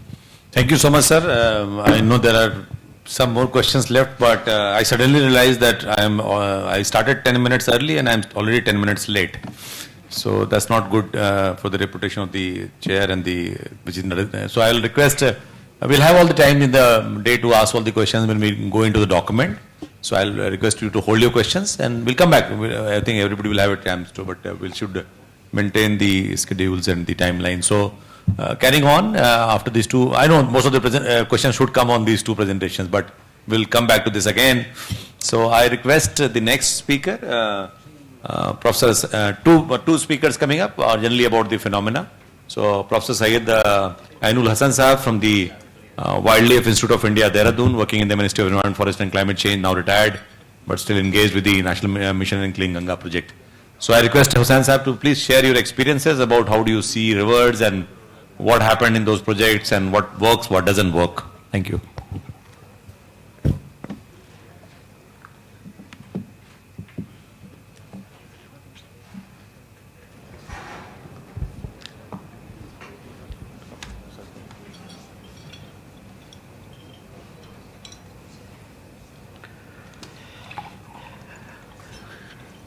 Namaskar, good morning. I think it's good afternoon now. And first of all, I would like to thank Kunal ji for his kind words and also for inviting me to this workshop. When I saw the program, it came a day before yesterday to me, and I saw my name in the program as a speaker and also as a chair. I was a little bit worried that in the first session itself, I have been asked to speak something which I believe is more technical than my experience. But then when I listened to previous two presenters, and I realized that the program has been actually very thoughtfully done, and now that you know the problems and you know from where the fund come, and also you should know how to use those funds. And I realized that it is more for communities who are getting affected by the disasters, like for example river erosion and coastal erosions. Coming to the policy document, I got a copy this morning and I could glance through it. It's very nicely done. I must compliment NDMA team, particularly Eklavya. This morning Kunal said that he was the driving force behind this document. So it was really nicely done. I believe that in some way I can also contribute to refine it further, as the previous speaker said. So to share my experience, already sir told the role of nature-based solutions. What is it, how it contributes. So I don't want to elaborate it. I will simply go to my experience of two projects or two programs which I did. One was on coastal areas, though Kunal was expecting me to speak about NMCG project, how we develop the communities for biodiversity conservation in the Ganga basin. But I thought I will also share my experience on working with Bhitarkanika conservation areas in Orissa coast. I belong to Orissa actually. So that was a project which was given to me by Ministry of Environment and Forest. And we had a very interesting findings from those projects which I would like to share with you, so that when you plan projects which you were talking, that it should be more for community oriented, not engineering oriented programs, so that community will be more benefit, not only in terms of protection but also in terms of their livelihood. So I will not talk about nature-based solutions, but globally the nature-based solutions are being promoted in all sphere of life, particularly for mitigating climate change impacts. Okay, so for example, the coastal erosion which we talk, most of the erosion is taken place because of littoral drift. The sands are getting carried away from the mainland and then deposited elsewhere and forms kind of sand flats or sand bars. So mangrove, promotion of mangrove plantation by involving communities could be one of the solutions for preventing coastal erosion. So I will show you the example which we did long back, but in the Bhitarkanika area. So if you see this image here, this is the total complex is called Bhitarkanika Conservation Area. It involves this Gair Matha Marine Park and the dark patches which you are seeing, the National Park area, around 125 square kilometer of mangrove forest. And the boundary which you see here is the Bhitarkanika Conservation Area in combination of 375 square kilometer of sanctuary, 145 square kilometer of national park, for around 1000 square kilometer of coastal areas. So what we observed that after the 1971 cyclone in East Coast, particularly which hit the Orissa coast, the embankment was created along the coast to prevent the saltwater intrusions. So we did, actually the study was to develop capacity of the scientists for valuing the ecosystem services provided by natural ecosystems.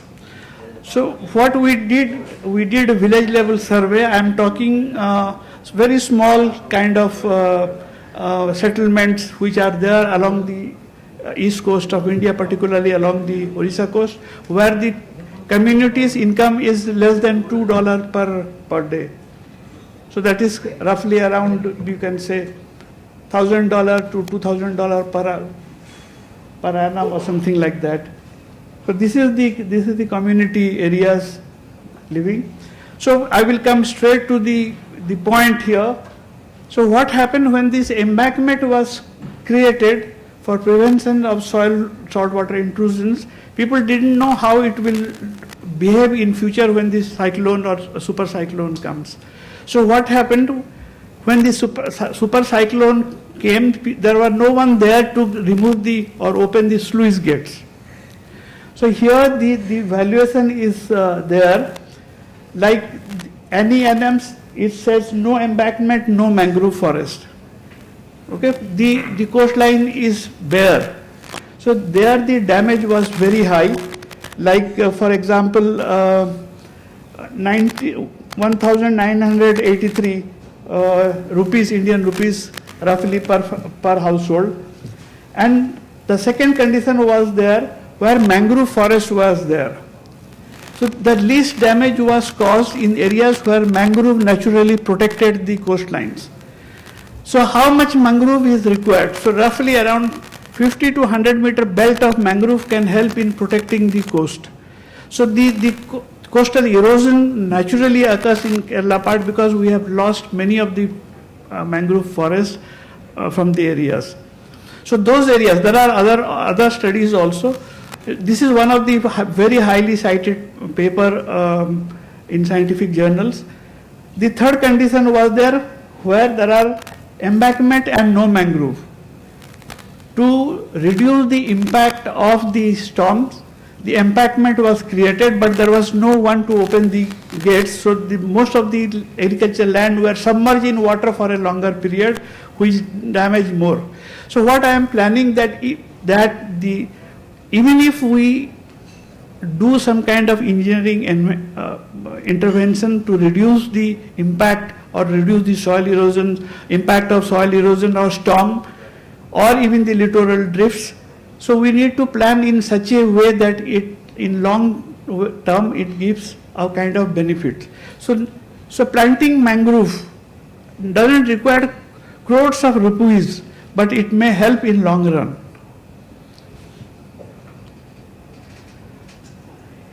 Here, what I am showing is that what the local communities are thinking, what is their choice.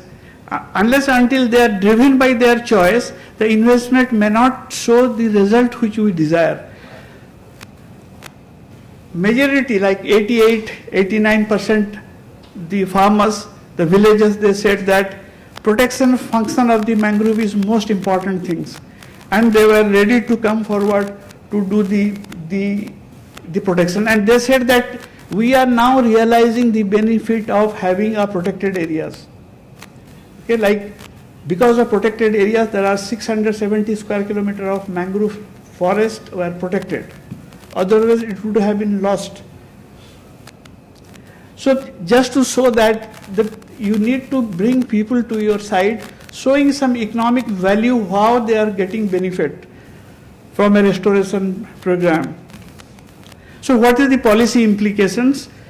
This may, or if I might have missed Eklavyaji, but then there is in one or two sites there is nature-based solutions you have talked about, but it can be strengthened. That for example, if we are funding, Sir was telling that the fund should be more towards nature-based solutions, not engineering-based solutions. The second thing is that involving local stakeholders, particularly local communities for restoration and mitigation process. And also we should highlight the role of protected areas. The actual nature-based solution concept came from the protected area concept. That if we can protect a piece of land or forest or wetland or coastal areas, it will also protect the environment and also generate livelihood, and also it will mitigate the climate change disasters or issues. And then more focus on adaptation and resilience development of people in that areas. This study which we did after 1999 super cyclone. The first cycle was in 1971. Then again the super cyclone came, same 10,000 to 15,000 people died. And the memory were fresh in the people, so people were supporting the mangrove conservation, realizing that it also developed their resilience, their agricultural land, protect their agricultural land. That should be our primary focus. Second project which we are now handling, when I was working with the institute, I developed this proposal. It was a kind of basic ecological restoration of the Ganga river. So all those mitigation measures in Ganga Action Plan 1 and Ganga Action Plan was taken up. It was taken up on the belief that water quality improvement can be done by using STPs. And the approach was top-down approach. So in 2014, when Honorable Prime Minister came, took this Namami Gange program, 2016 we developed this proposal. We were asked to develop a proposal how to involve multiple stakeholders in Ganga conservations so that an action plan can be prepared, and they also asked us to demonstrate a piece of areas or piece of river stretch which is actually clean and having good biodiversity values. So what we did initially, we did the focus only on the Ganga river. We evaluate the status from source to sea, 5 to 6 times we did this survey, and we found out which areas has high biodiversity value, which areas are problematic in terms of pollution, not definitely of course in terms of soil erosion, but we definitely took one of the factors called sand mining. So Eklavya ji, sand mining wala component on rivers, whether it is Bihar, whether it's Uttar Pradesh, whether it's Uttarakhand, is one of the problem which is actually you can enhancing the soil erosion or river erosions or bank erosion along the rivers. So what we did, we focused only on the Ganga river, and for after 3 years the government was satisfied with the performance, and they gave us a project to work for entire Ganga basin, all the rivers of the Ganga basin.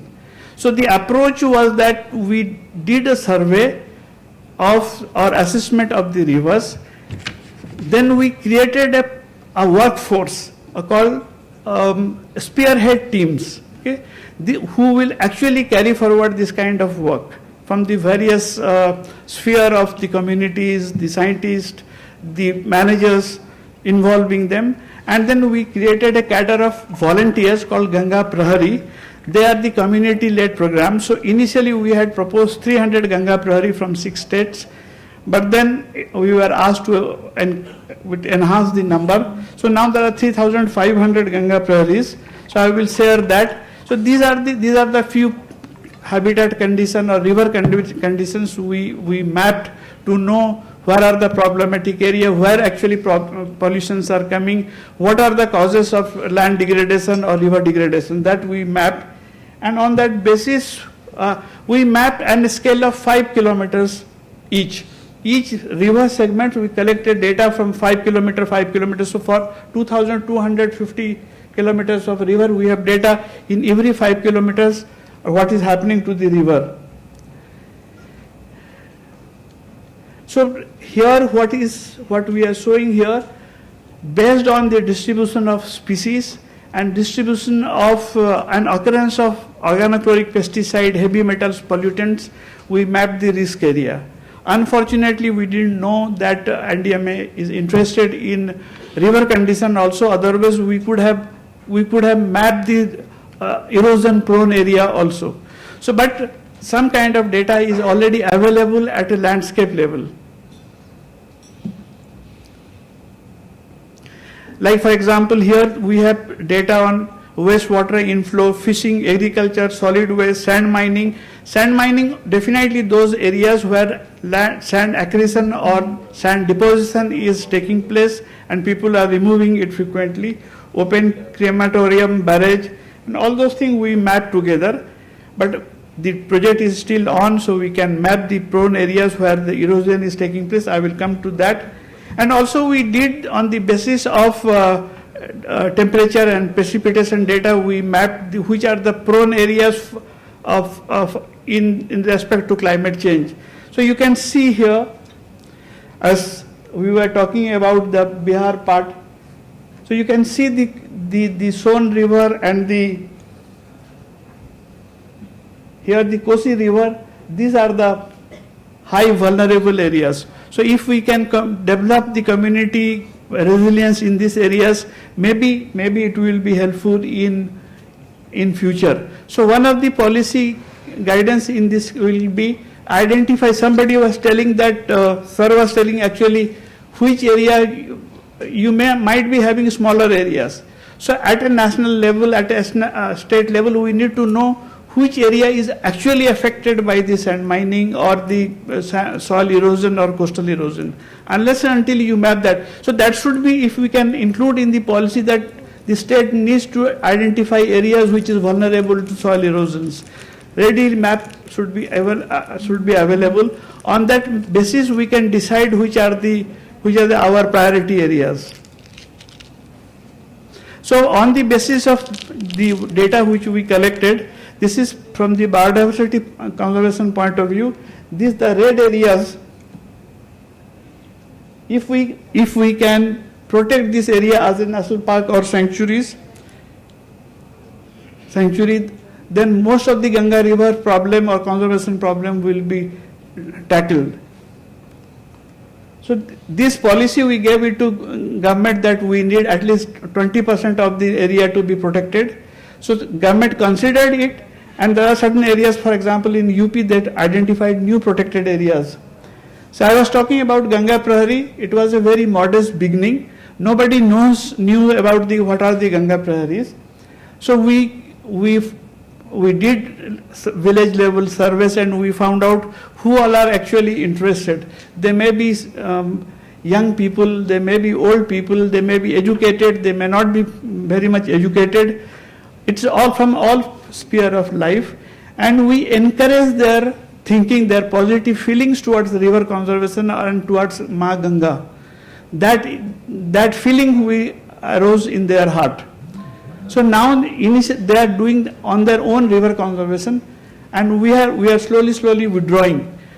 For example, when there was COVID, they came forward, they prepared the sanitizers, they prepared the mask and distributed, and they are getting recognition. It's important that for their work they get recognition, and finally they got the recognition, and more and more people are joining. So we have Ganga Prahari, we have Bal Ganga Prahari, and we have for NRI we have Pravasi Ganga Prahari as well. So this is how the distribution of Ganga Prahari in the Ganga basin, and encourage you with this. The government of India has now given us 6 rivers: Mahanadi, Narmada, Barak, Kaveri, Periyar, and this 6th river to work in similar plan, not of course involving social people, but on this. So this kind of work can be promoted through the policy which you have developed, and I have already talked what are the policy implications for this kind of study, and if required you may discuss on this and refine the proposal further. Thank you very much.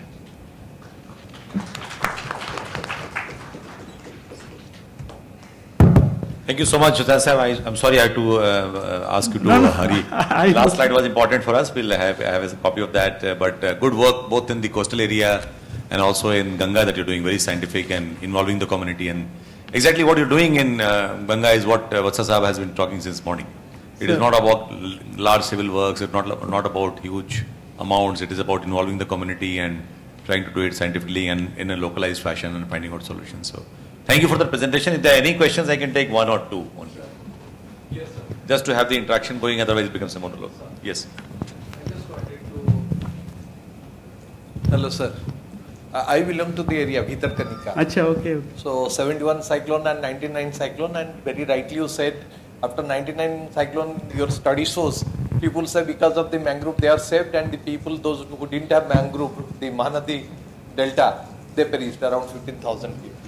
So now, what happened during that 90s is the prawn gheris that completely devastated the coastline, and mangroves are uprooted. Around 185 square kilometer area came down to 125 square kilometer.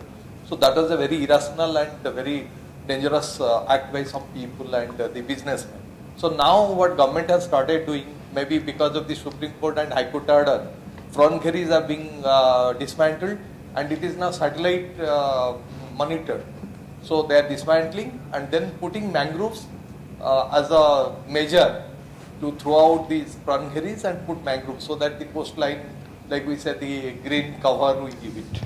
Secondly, there is a new project, you may be knowing, sir, a creek project that has come up in 3 states, Maharashtra, Andhra Pradesh and Odisha. There are 2 landscapes in Odisha, Bhitarkanika and Mahakalpada, covering around 500 villages. We are the implementing partner there. There are around 600 villages where around 400 people, like you say, Ganga Prahari. Every village has a girl with 250 families. They are called climate champions. So they promote mangrove plantation on one side. The other side, they also talk about the livelihood options and resilience. Thank you. So that is how we are started kindly responding. I will add one point. Thank you so much. I think that is information, good information. These 2 things can be conversed. I was thinking what question you have for Mr. Hussain. How these things can be conversed. No, I will tell you. One, I gave you example of the embankment, how it should be designed so that in future it should not have negative impact. Similarly, where plantations should be done, in 1972, the Orissa government did extensive plantation, Kasuri nut plantation along the coast. And now they are the cause of beach erosions, because they are not native to that area. So the identification of area is very important. If there is mangrove in that area and what was kind of mangrove is there, for example, along the Kerala coast, rhizophora is important. So you identify the species which need to be planted and encourage through small scale funding. I think there are lots of monies available that can be mobilized. One last question, yes. Sir, you are suggesting for the mangroves. So as you can see, it's like a tree plantation. So it will take a long time to develop and make itself sustainable, and the area it is trying to protect. So but we have a funding line of only 2 years or 2.5 years. Beyond that, the liability cannot be. Because all these soft measures needs a regular yearly maintenance and nourishment. This is a very important question that is time consuming. What I would suggest, sir had already told this, that you channelize funds. I mean, forest department will also be doing mangrove plantations.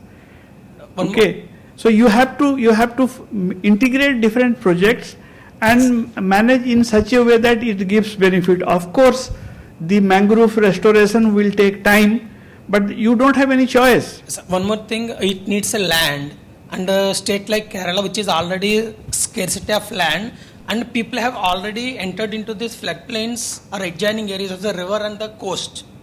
So they don't have that choice even if they wish to.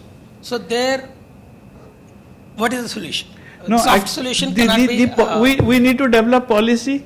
There is one thing, we have developed a policy and we have to implement. The present document already talk about Coastal Zone Regulation Act. So, it says that where to build house, where to build cities. So no, it's for future. But it is such a condition where it's already majority of the population dwells there. So maybe 30-40% of the population is across that coast. So what to do? So you're saying that is the solutions only. You're saying mangroves will take time to come as a source Not of. only that, to implement that you need a land bank adjoining to this river or coast flood zone. So I think extremely short of time. We are eating into the lunch time, so we will not get time to eat if you keep on. So it's good to have these questions. We will discuss during lunch time. Let us keep it for the next sessions also. Next sessions will also come. Thank you very much. Thank you. Thank you, Sansab. And now the last speaker of this session, I'll request Nirmalya Chaudhary Saab from TIS Mumbai. Around less than 10 minutes would be perfectly fine. Thank you so much. You said we are closing the lunch session, so I try to do it quick. Yeah. One request from the organizers is that when you ask a question or give a suggestion, please identify yourself, because also they are taking down notes about who has made the intervention. So please introduce yourself. We would also like to know you. Who are you and where are you working? Thank you. Good afternoon, everybody, and thank you for giving the space to share some of the experience and some of the thoughts we have been associated with during the process of while this draft national policy was getting formulated. And I'll share some of the thoughts that come to me as how this national policy could actually open new frontiers should we choose to open those doors. Remember, this policy essentially, and that has been kind of stressed since morning, and I take this opportunity to repeat that this policy provides an opportunity to work on an issue which has been largely under-addressed. We feel, I'm not using the word unaddressed, but it's largely under-addressed, and largely talking about a set of hazards which are unique in the sense that they don't have often clear onset and offset. At least in riverbank erosion, we know they are slow, continuous, and they are essentially very distinct from the coastal flooding and riverine flooding. Essentially a slow, continuous disaster. Often we talk, when we refer to problems like riverbank erosion and coastal erosion, they are essentially silent disasters. The uniqueness of the problem also requires some kind of unique addressal, because there is a debate whether these are natural hazard, there are socio-natural hazard, particularly in the context of coastal erosion, there is a lot of debate. But what is beyond doubt and perhaps beyond debate is whatever be the cause, but the effect is on the immediate social, the proximate and exposed socio-economic systems, the people. And that's where I think this policy brings the people into the center of the frame, and we need to think not essentially through the lens of what we have been doing till now, which is largely through structural interventions, but largely through what makes the life of the people more resilient. Because when we talk about resilience, we often talk about something that we can see. We talk about, let's say, a bridge which is in the river Beki in the district of Borpeta. We can see it and we can say that the effect of erosion. We can talk about how the erosion actually takes place. We can see how the land is getting eroded. But what we often don't see is the invisible effect that takes place within the community's life and their livelihood who are getting adversely affected. And we need to unpack, we need to open that. That takes us to an unfamiliar territory. It is easy perhaps for us to make a project on constructing kilometers long RCC porcupine to stop riverbank erosion. But to talk about how do you make the life and livelihoods of the people who are adversely affected more resilient is perhaps a difficult task which this policy actually gives us an opportunity to address. And remember, and this comes largely from my own work on largely from riverbank erosion in the districts, in the states of Uttar Pradesh, Bihar, Assam and West Bengal. We see that essentially erosion has a much more intense effect than in the case of flooding. In erosion, you actually lose your assets, whether it is land, agricultural land, homestead, house. You lose your identity, you lose your livelihoods, and you are in a kind of an assetless situation. Essentially, perhaps the most socially vulnerable peoples are the ones who live in the most biophysically vulnerable areas, and we need to understand that we are actually talking about a people, because community is something that this policy is talking about a lot. And when we talk about community, we need to understand what community are we talking about. It's not an abstract entity. Community essentially are families, individual villages which are essentially having limited asset base, which further get limited because of erosion, which results in a kind of a progressive assetlessness kind of a situation, progress over a period of time that results in pauperization. Essentially what we see in this area, in areas affected by riverbank erosion particularly, is series of displacements taking place. Many of us know about development-induced displacement. Essentially it's one. In case of riverbank erosions, it's essentially multiple displacement, serial displacement that takes place. Because people, where do they go when their land get eroded? They go to the neighboring areas which are less inhabited, which they can afford to stay, only to be eroded in the next bout. So essentially there is a vicious cycle that operates, and perhaps this policy gives an opportunity to think out of the box to actually break this vicious cycle of impoverishment and go towards a virtuous cycle. But for that, and that's where that takes me to my main point, that to do that, we perhaps need to think or expand the scope of disaster management in the sense that we don't talk only about structural intervention, we don't talk about stopping the erosion from taking place, but to ensure that people can live despite erosion, despite the coastal erosion, despite the riverbank erosion taking place. And to do that, we essentially need to talk about how do you mitigate not just an extreme event, but mitigate the overall risk. And all of us, a lot of us here are from the field of disaster management, and we know that essentially when we talk about risk, we talk about both hazards and vulnerability. So how do we actually address the issue of exposure? How do we address the issue of vulnerability? This to a certain extent would perhaps require sustained engagement, not one-time construction of a structural mechanism or not just one-time plantation, but perhaps a continuous recurrent engagement, a sustained engagement where multiple agencies come together through multiple developmental intervention. And that's where perhaps we need to think disaster management beyond structural intervention and looking as through the lens of development management. If community's life is what we are interested in, if we are interested in building RCC porcupine, of course the question will be different.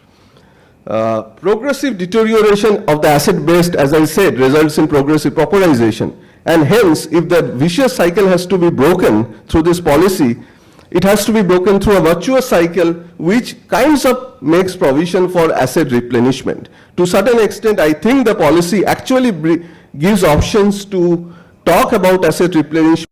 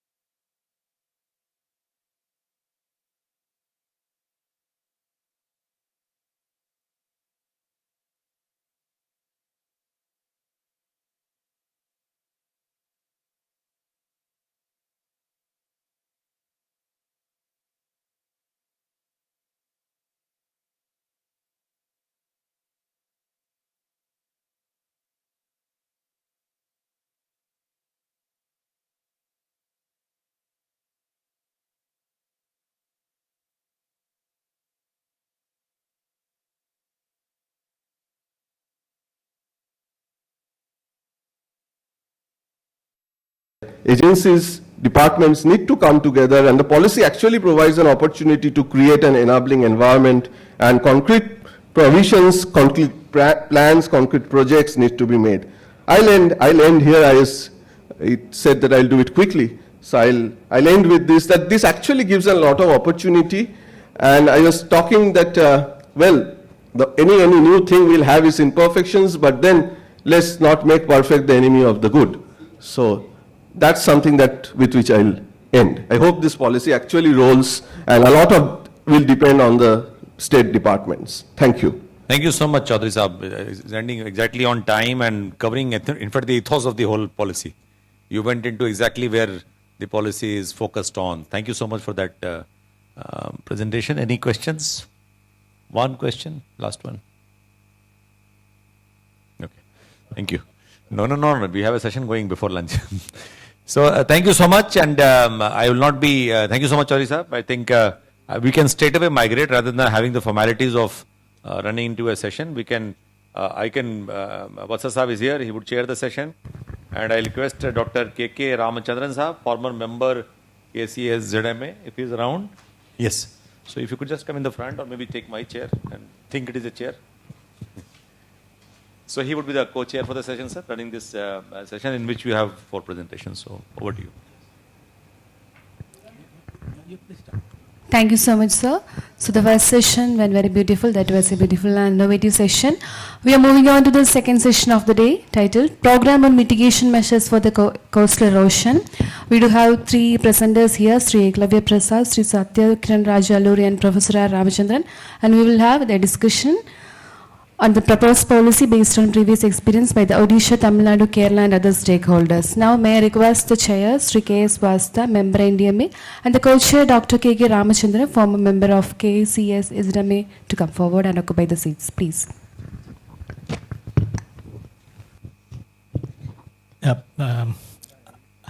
Actually, I was associated with the National Center for Ocean Studies as a former scientist of that.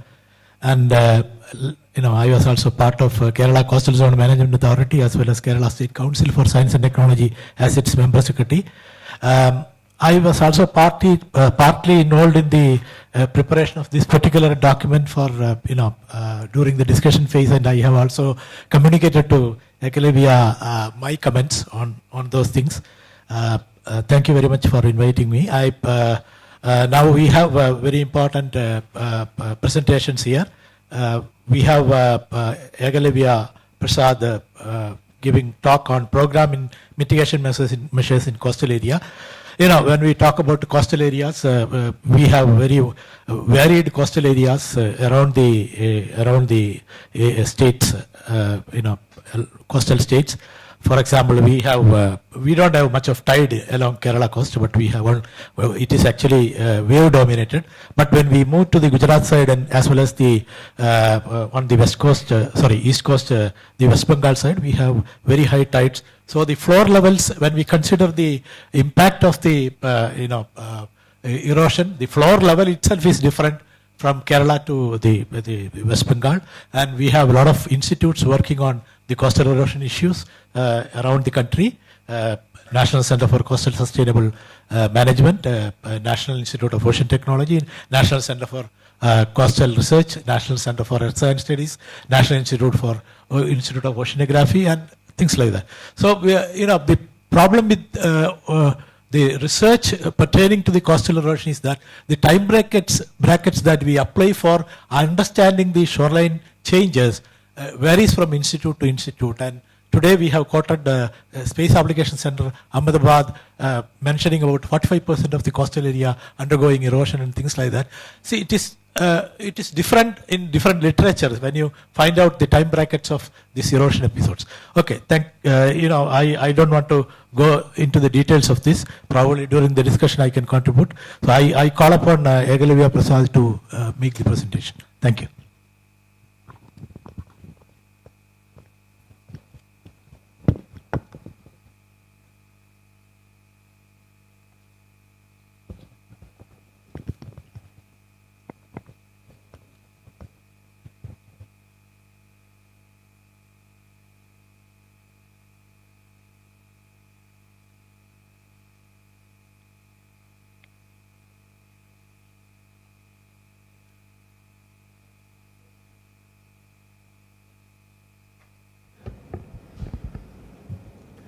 Good afternoon, everyone. Before I begin talking about the mitigation measures and the policy, I would like to share a very personal experience. Today, sitting here and hearing Dr. Vatsa and others talking about this particular policy actually took me back to 9th of April 2005. And I don't know how I'm telling you this because it's extremely emotional for me. That particular day was the day when I started exploring the flood-prone areas of Bihar. And I was in Supal. I was standing on an embankment, trying to listen to the problems of people, not about floods, but about erosion. And somehow that was the day I decided that I'll quit my job in Delhi and I'll move to Bihar without anything and to start something out there to make a difference. So for me, from 8th of April 2005, and today I'm standing here and I'm actually sharing a policy which is not only going to help people of Supal, but millions of them all across. So I think a big applause to NDMA for actually pushing this. And while I was working in Bihar, I had no clue that, I would see a day where we would be talking about an issue which is impacting so many of us out there. And it's not only Bihar. I mean, I'm saying Bihar because of the fact that I have worked there extensively and I continue to do so. So the reason why one has become so passionate about this policy is primarily because I have been to the other side and I've seen these sufferings, and today I'm seeing there is an opportunity, whether be it in the coastal affected states or whether be it in the river erosion affected states, there is a huge potential. And as Dr. Chaudhary did mention that, nothing is perfect and no one is claiming anything to be perfect, but there has to be a head start. We have to start somewhere. And that is precisely the passion, the motive, the intent behind this particular policy. So with that, I would start. Another thing, there are two of our partners, field partners, they are here today. Saji Sebastian, if he's here. He's from Socio-Economic Foundation, Trivandrum, His organization was one of the organizations which partnered with NDMA to do the field consultation. And we have Madhu Smithji from Nature's Club in Odisha. So they were also responsible for being part of this entire field consultation. So these points have been already mentioned while Vatsa Saab was talking about, but I thought it's important to iterate. This policy actually, has various important points that we have mentioned it throughout the policy, and we need to keep talking about it till the time it gets really understood and comprehended and absorbed. So there are four, according to me, there are four of these aspects which need to be talked about. One, which Dr. Vatsa did talk about it when he was talking in the first session. Why is it important for us to look at mitigation and rehabilitation in the same policy? I would not go into the details of it, but it is important for us to understand, because the implementers are here, the absorbers are here, the facilitators are here in this room. So for us to come together to understand this whole aspect of these two aspects of disaster management coming together is important. The second is that there is a shift, and it's a very well thought shift from the earlier practices of policies in terms of how disaster was being managed, especially when we are talking in terms of water-based, water-related, that how it is important to start focusing on social, economic, protective measures through structural and non-structural measures, interventions. And for us, as we delve into the policy, it will come across extremely clearly to us as to why we are talking in terms of these two aspects why we are adopting these two modes of intervention, structural and non-structural. So that's another. The third we are talking is in terms of, and it's extremely specific if you go to the chapter when we are talking about the institutions, you'll see that there is a lot of emphasis on DDMAs. Now, there is a reason why we are talking about, DDMAs being the main or the nodal agency or the authority to take this entire policy forward, primarily because they are the closest to the reality. And if we are looking at being closest to the reality, it is important, it's imperative that we create such authorities, build their capacities, give them the resources to actually undertake such work. And last but not the least, that as many of us, before me, many speakers did iterate this point, and I'll do it again, that this is not a one-time work that we are kind of talking about. This policy, if we are able to see how it is going to be implemented at the district level, you'll realize that we are not talking about a one-time activity. There is a lot of work. If you go to the last chapter in this policy, you'll see that we are talking about how vulnerability assessment is required, and that's a continuous process. And imagine with the kind of information we are going to come in at the district level. So today there will be a lot of questions as to what needs to be done. Soon after, if we start looking into those aspects which have been proposed in the policy, we'll actually start feeling strengthened and empowered in terms of doing certain things the right way. Again, this was something which was already mentioned earlier. I would not really get into it, but then it is important to keep this aspect of why National Disaster Mitigation Fund is required, or why it is being talked when we are talking about the mitigation measures, whether be it in social or whether be it in coastal or whether be it in riverbank erosion. Right now, this presentation is very specific to coastal erosion, and there'll be certain overlaps because you'll be seeing me in the next 5 sessions. So please pardon me. But then I'll try to be as specific to these two erosions and in my presentations as well. So these are certain aspects which are common to both coastal and social erosion, and therefore it is being mentioned here in terms of how are we looking at this policy? What are the key factors? What are the main issues that are getting highlighted in this particular policy? The first is in terms of imparting importance to rights of weaker sections, and this is something which you will see getting manifested throughout. It is just not one mention, but through various ways we are trying to bring this out, whether it's through the institutions, whether it's in terms of ensuring that the PRIs are strengthened, whether it is in terms of assessment, vulnerability assessment, or we are talking in terms of how the planning needs to be done. There is a scope that has been created for that.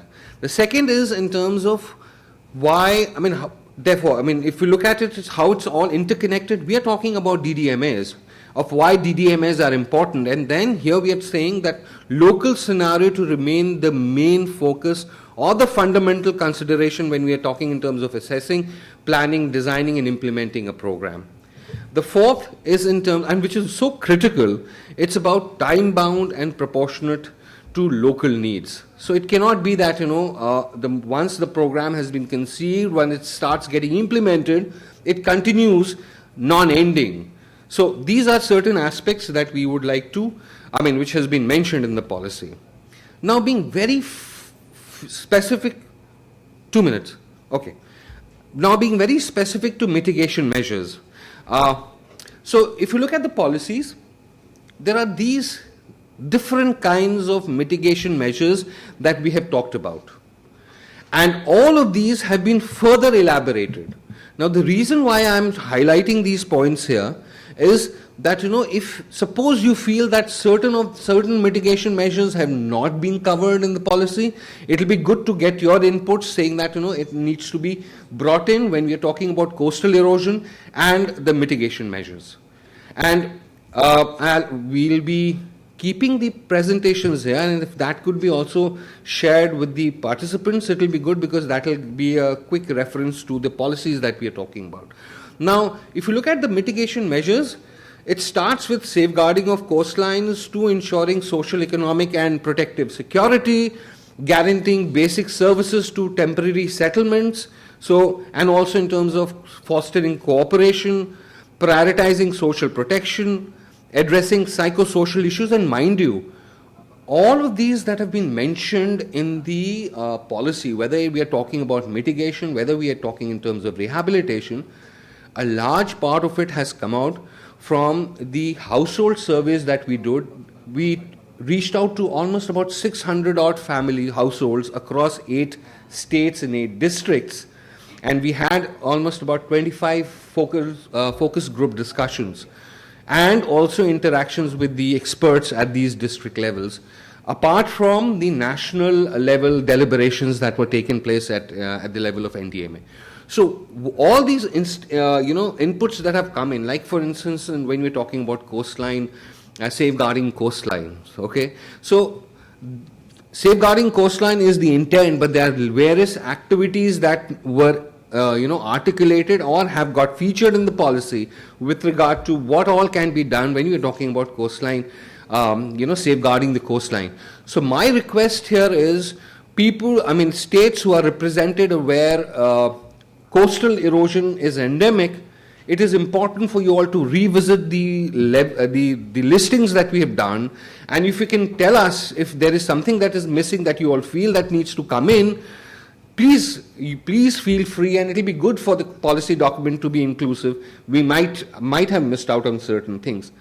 Similarly, when we are talking about the social, economic and protective security, it's all about instituting participatory processes.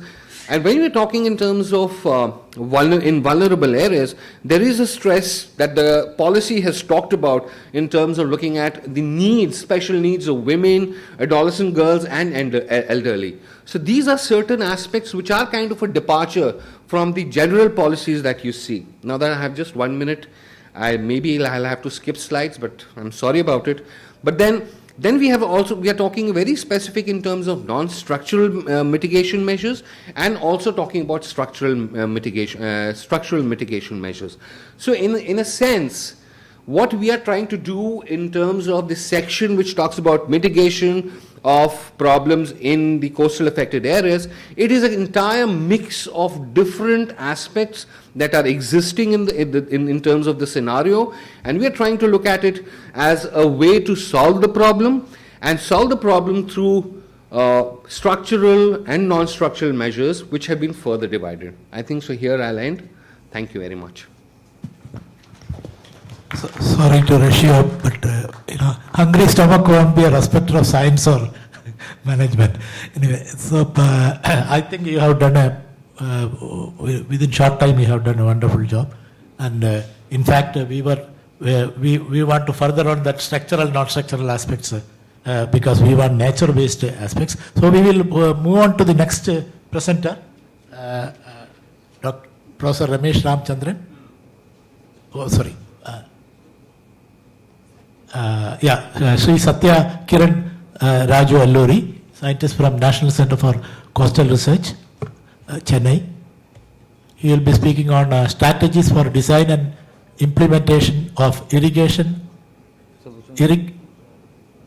measures, climate change and inclusive development.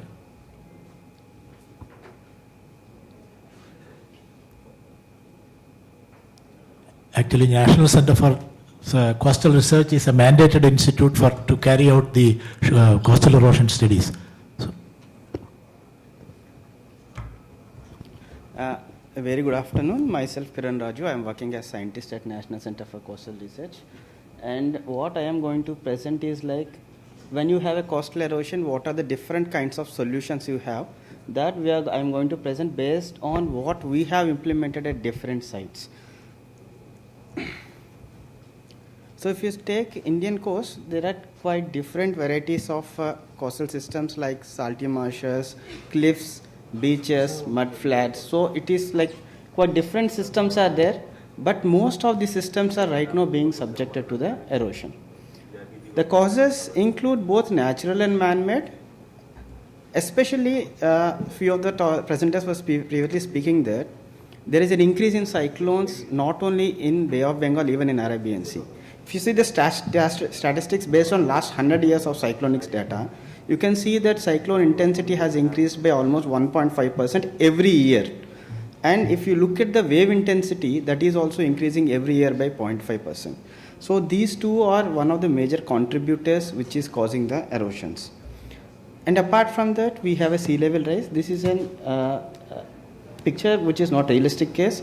But if you take the gateway of India, how it would look when you look at the sea level rise condition. This is not specific to here. All the coastal states are going to have similar kind of effect in the future.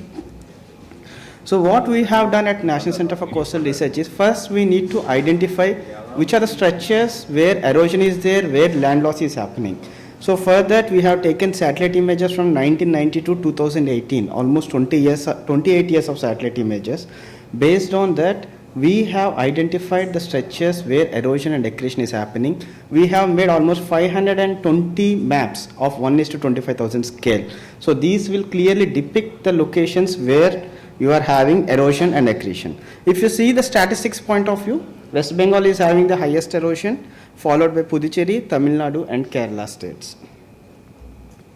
Now we also have identified the hotspot sites where the erosion is at very critical stage. We have also looked at how much of land loss is happening, how much of land gain is happening on the different state-wise statistics and all. And what we have done is this particular thing as we have given in a report and which is available in our website also, where you have all these 500 maps along with all these statistics. And this is one case. If you look at the Sundarbans, you can see that almost 100 square kilometers of land has been lost in the last 25 years. So once we have done this, like we are able to identify like where erosion and accretion is happening. But how do you handle this? So right now what we are working is like supporting various state governments in trying to identify what could be the best possible solutions they can handle. So we can broadly classify the different solutions into 5 systems. That is do nothing. That is means you are not going to touch, though you know that erosion is happening, you are not going to do any intervention over there. Second one is managed realignment or rehabilitation, which there are other sessions which will be speaking on that. Then holding line. Holding line is where you are trying to create a structure and stop the erosion further into your system. Then moving seaward. if there is some requirement to restore the lost beach, this is what the system will be doing on. You have different systems like offshore breakwaters, groins and all. Then comes to the limited interventions. These are mostly nature-based solutions where you will try to go for mangroves or beach nourishment or these kind of systems. Now I'll be explaining on each case what we have been doing. The first case for do nothing, I have picked up the case called Eden Beach, which is a blue flag beach in Puducherry. So at this location there was severe erosion. You can see that near the stage here. You can see that there is severe erosion. Then when we try to analyze, we have understood that the shoreline was receding very fast on that particular time. Then we try to understand what has happened.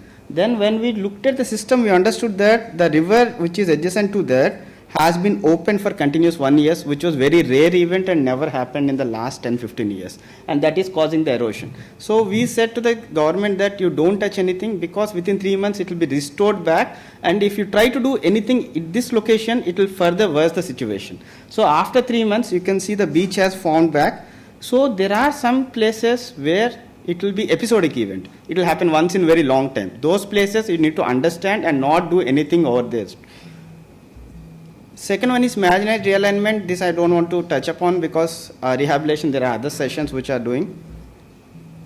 Other one is holding sea line. There are some cases like Chellanam coastline which is in Kerala, which we have been working on. This particular coastline is undergoing every monsoon season. You can see inundation happening into the coast. So for a solution, immediate solution, what we have done is we have tried to understand the sediment transport patterns. Entire study, scientific study was done. And out of 10 kilometers, we have proposed 8 kilometers to hold the line. Remaining 2 kilometers, we have set for moving seaward with beach nourishment. So it is a hybrid solution where 8 kilometers we are trying to hold the line. And this is the how the inundation happens every monsoon. This was left side photo is like every monsoon how the inundation used to happen. And this video also shows like how the inundations was happening every monsoon. But after the construction of the seawall, there is no inundation in the last particular monsoon. So there are some places where the system is already interrupted and you can't go for natural-based solution at these kind of locations. So here you need to go for a completely structure-based solutions. Then moving seaward, I will try to pick a case here, Pondicherry, which we have worked on.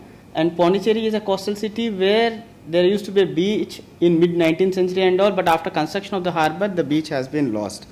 So here we have come up with a hybrid solution where you have structure as well as nourishment system also. The reason for going nourishment was there is an adjacent port which they used to dredge it and throw the sand offshore. So what we have come out with here is we have go for a submerged reef which is made out of steel, and we ask them to nourish the sand from the harbor mouth. So with this particular triangular wedge shape which is very unique, which was not done anywhere across the world. It is almost like 60 meters long, 50 meters wide and 2.5 meters high, and it's almost weight 900 tons. That was casted in the shore and was pushed into the sea. So this is the situation where it was previously used to have a complete seawall, and after that we had a complete beach for entire 2 kilometers, which you can see it here. So the main reason why they want this kind of solution from the stakeholder side is Pondicherry being a smaller UT, previously if they want to go to the beach, they have to travel almost 15 kilometers, the city people has to travel. So that is the reason they asked for a beach and we have tried to restore it.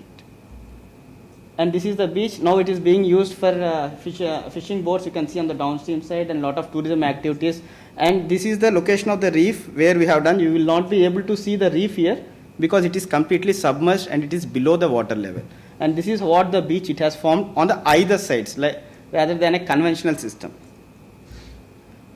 And limited intervention, I would like to bring in here Ramayapatnam, where we worked with NCSM, and Ramesh sir was also involved here. And here there was mouth dynamics was happening every year, and there was a village which was completely getting eroded. This is the situation of the erosion that is happening. When we tried to understand the problem, it was because of the mouth opening.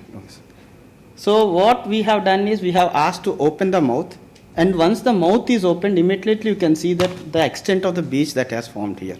So this is very small solution, but it was able to bring the beach back. So if you see here, there are different kinds of solutions, what I am saying. So when you go for your particular location, you need to understand the system and try to identify suitable.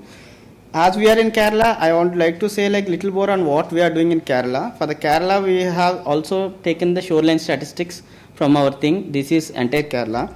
Then what we have done is, once you know the site, we have worked with irrigation department, KIF and KIDKI, where we are gone for entire 600 kilometers. We have surveyed, then try to identify like what are the issues. Then we have estimated the wave climate, then map the geomorphology, then sediment characteristics. All these are critical to understand and give a solution. Then after that, we have also mapped the structures along entire Kerala coast, where you can see that 62% of the coast is covered with the structures. And if you take a district like Kollam, almost 96% is covered with structures. Out of which 75% is seawall, which is intact, 19% is on partial damage, 6% is completely damaged. Now what we have done with this is, we try to overlay the erosion statistics, as well as present status of the structure and the population density. So what this will help is, this will help us to prioritize the areas which has to be immediately taken up and which should be taken up later. Accordingly, these 10 locations were identified, out of which Chellanam, the project is under implementation. For 3 more sites, the DPR is under submission, and Varkala, it is under design stage, and other locations, this is the status. This is, we had an MOU with Kerala department, and we are addressing the problem for these 10 locations. And I would like to bring one more case here, like how erosion sometimes causes interstate issues. If you see here, this is Pondicherry, followed by Tamil Nadu, and again Pondicherry. Here there was a port which caused erosion, and they've gone for a seawall. Then after that, the erosion has shifted to the Tamil Nadu. Then they have gone for a groin, then the erosion further shifted, gone for a seawall, further shifted, finally groin, and the erosion again back shifted to Pondicherry. As Pondicherry is in 2 pieces, after 20 years, what they have thrown out has come back to them. Now you need to give a solution, you can't transfer from the further next. So this is the state of the village which is there. Here you can see that the entire village on Pillanchavadi is got eroded, and here you can see the video of how the buildings are getting collapsed during the monsoon season. So when we took up this case, it should be something different, because if I do something and I cannot transfer it to the next location. So what we have done is, we have trying to come up with a unique system where this is what the aspiration of they want a beach like this, fishermen. So what we are trying to do is, we are trying to take a traditional groin, but we are not going to construct it above the ground. We are going to make it below and do a nourishment between the compartments, so that the transformation will not happen to the next stage. And the one more major advantage with these systems is, it will be costing only 30% of your traditional groin, because traditionally groins used to be very high and lot of stones will be on the top, which will be visible. So here we have gone for a submerged groin, which will be very below, and the cost of this particular project will turn out to be only 4 to 5 crores, which includes 2 crores for the sand nourishment also. So this is one of the cheapest solution which we are trying to do, and not further move the sediment issue of erosion to the north. So this is the photo of beach nourishment which we have done at Pondicherry. So what I would like to conclude is, just by seeing this presentation, don't take any success story and don't try to put it in your case. So every coast is unique. It has its unique oceanographic processes, morphology, and all this. So you need to understand before going to any solution. That is the first thing. Second thing, someone were asking like nature-based solutions we can't do at some locations like Chellanam. Yes, correct. But how I would refer to erosion is like a cancerous cell. So at what stage are you identifying it? If it is at the early stages, like 1 or something, you can go for nature-based solutions. It is an intermediate stage, then you have to mix up the solutions, like how we are going with structured and sand-based solutions.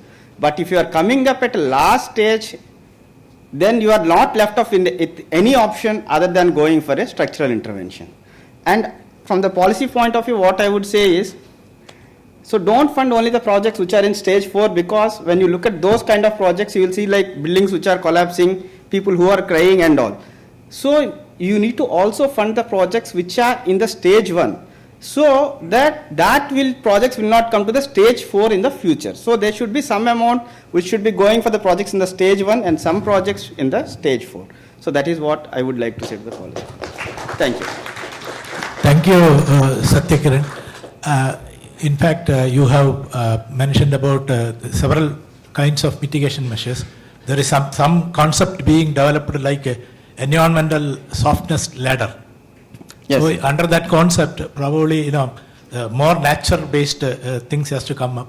In Kerala, where you told 62% of the coastline, out of the 588 kilometer long coastline, 355 kilometer long coastlines are having structures. Okay, it is in the stage 4 according to you. Yeah. Okay, rather we should invent and reinvent a location-based, sediment budget-based, science-based mitigation measure, especially when you deal with the coast like Kerala.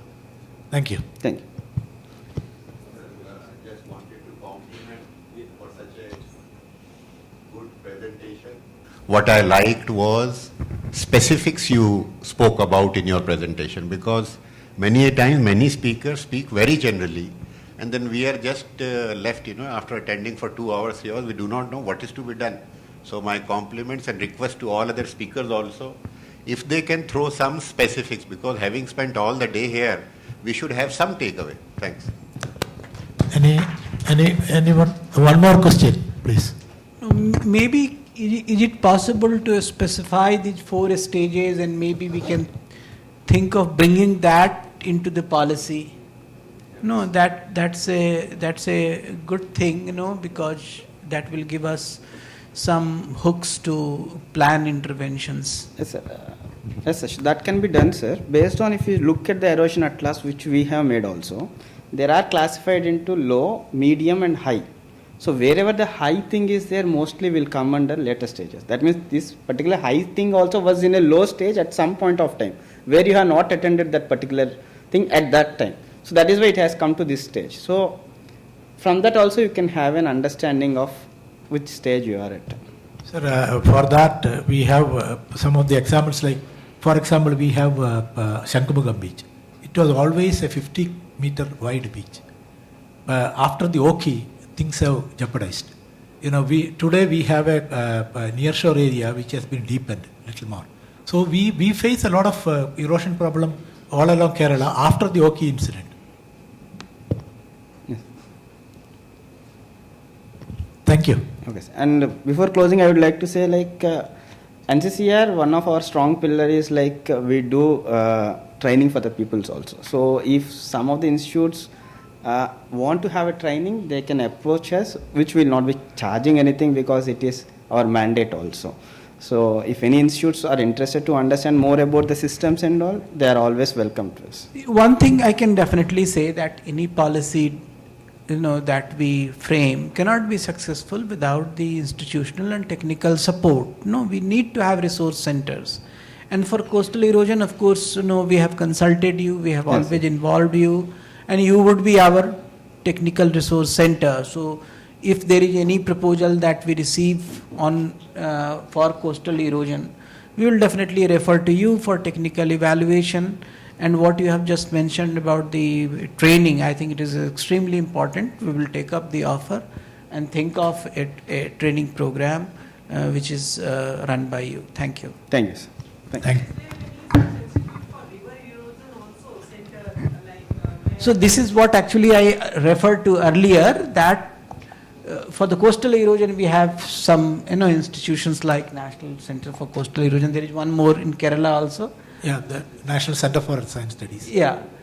So, but for the river erosion, we don't have any institution, and that is a serious handicap when we are trying to develop the policy aspects of river erosion mitigation and rehabilitation.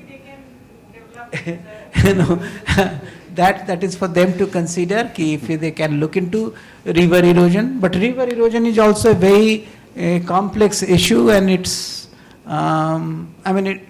it's not so simple jumping from coastal erosion to river erosion. I would say that. Yes, Thank you. You can try opening in Lucknow.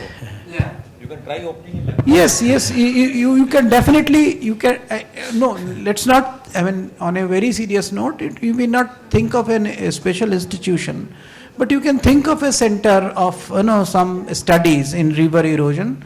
It is something that we can definitely support, So please consider that. Thank you. Sir, we'll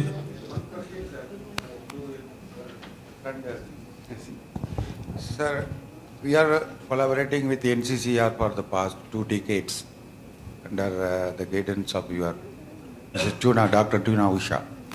So we are having 1070 kilometers of coastal area, out of which about 80% the seafront is faced by sand dunes and the coral reefs. Whether it is Bay of Bengal, whether it is Park Strait, Park Bay or Gulf of Mannar, most of our coastline is faced by the sand dunes. So how far it is the nature-based solution can be suggested for the, because all the villages, most of the villages in our state is affected due to sea erosion, and those villages are in the sand dunes. So what is your option, nature-based solution, other than structural measures, whether it is hard solution like groins or double mount seawall or Tetra Pak, or other than offshore breakwaters, or the by other methods like sand-filled tubes. What kind of measures we can? Sir, if you take Pondicherry, which is part in the I center of know Tamil Nadu, Pondicherry. where we have done the beach So you have management. shown all in Kerala and No, actually, Tamil Nadu and sir, Pondicherry. actually, sir, last month only, Tamil Nadu government has requested us, and we are making a shoreline management plan for Tamil Nadu, and Ramesh sir is also involved in that. So maybe in 6 more months, we are going to get a report on Tamil Nadu, where all you can go for soft measures, where all you have to go for a hard measure. That So has that not report been is- approved by the Government of India, Ministry of Environment Forest. That is why we are facing lot of problems in implementing our schemes. No, sir, that is the reason they are making a shoreline management plan, which will be sent to the environmental forestry for approval. That's what report Tamil Nadu government has requested us, and we are making it. 6 more months it will be ready. Like what we have done for Kerala, same thing we are going to repeat for the Tamil Nadu also. So that is very urgent for us. Yes, Because- correct, sir. So I think under JEF funding, through the ADB, detailed procedure has been built up, guidelines as well as implementation strategies by Black et al., Curry Black et al. In 2019, they have submitted 2 volumes. Yeah. So in that they have very specifically talked about, because sand-based areas. If it is approved, we will submit it to the court, because it is the works are being withheld by the Green Tribunal. Yeah. That is the stage now. Okay. Thank you, Satya. We will move on to Professor Ramchandran, who is a well-known person in the coastal zone management area in India, who was a director for more than 12 years for the National Center for Sustainable Coastal Management. He is talking on mitigation measures on shoreline management and integrated approach. Yeah.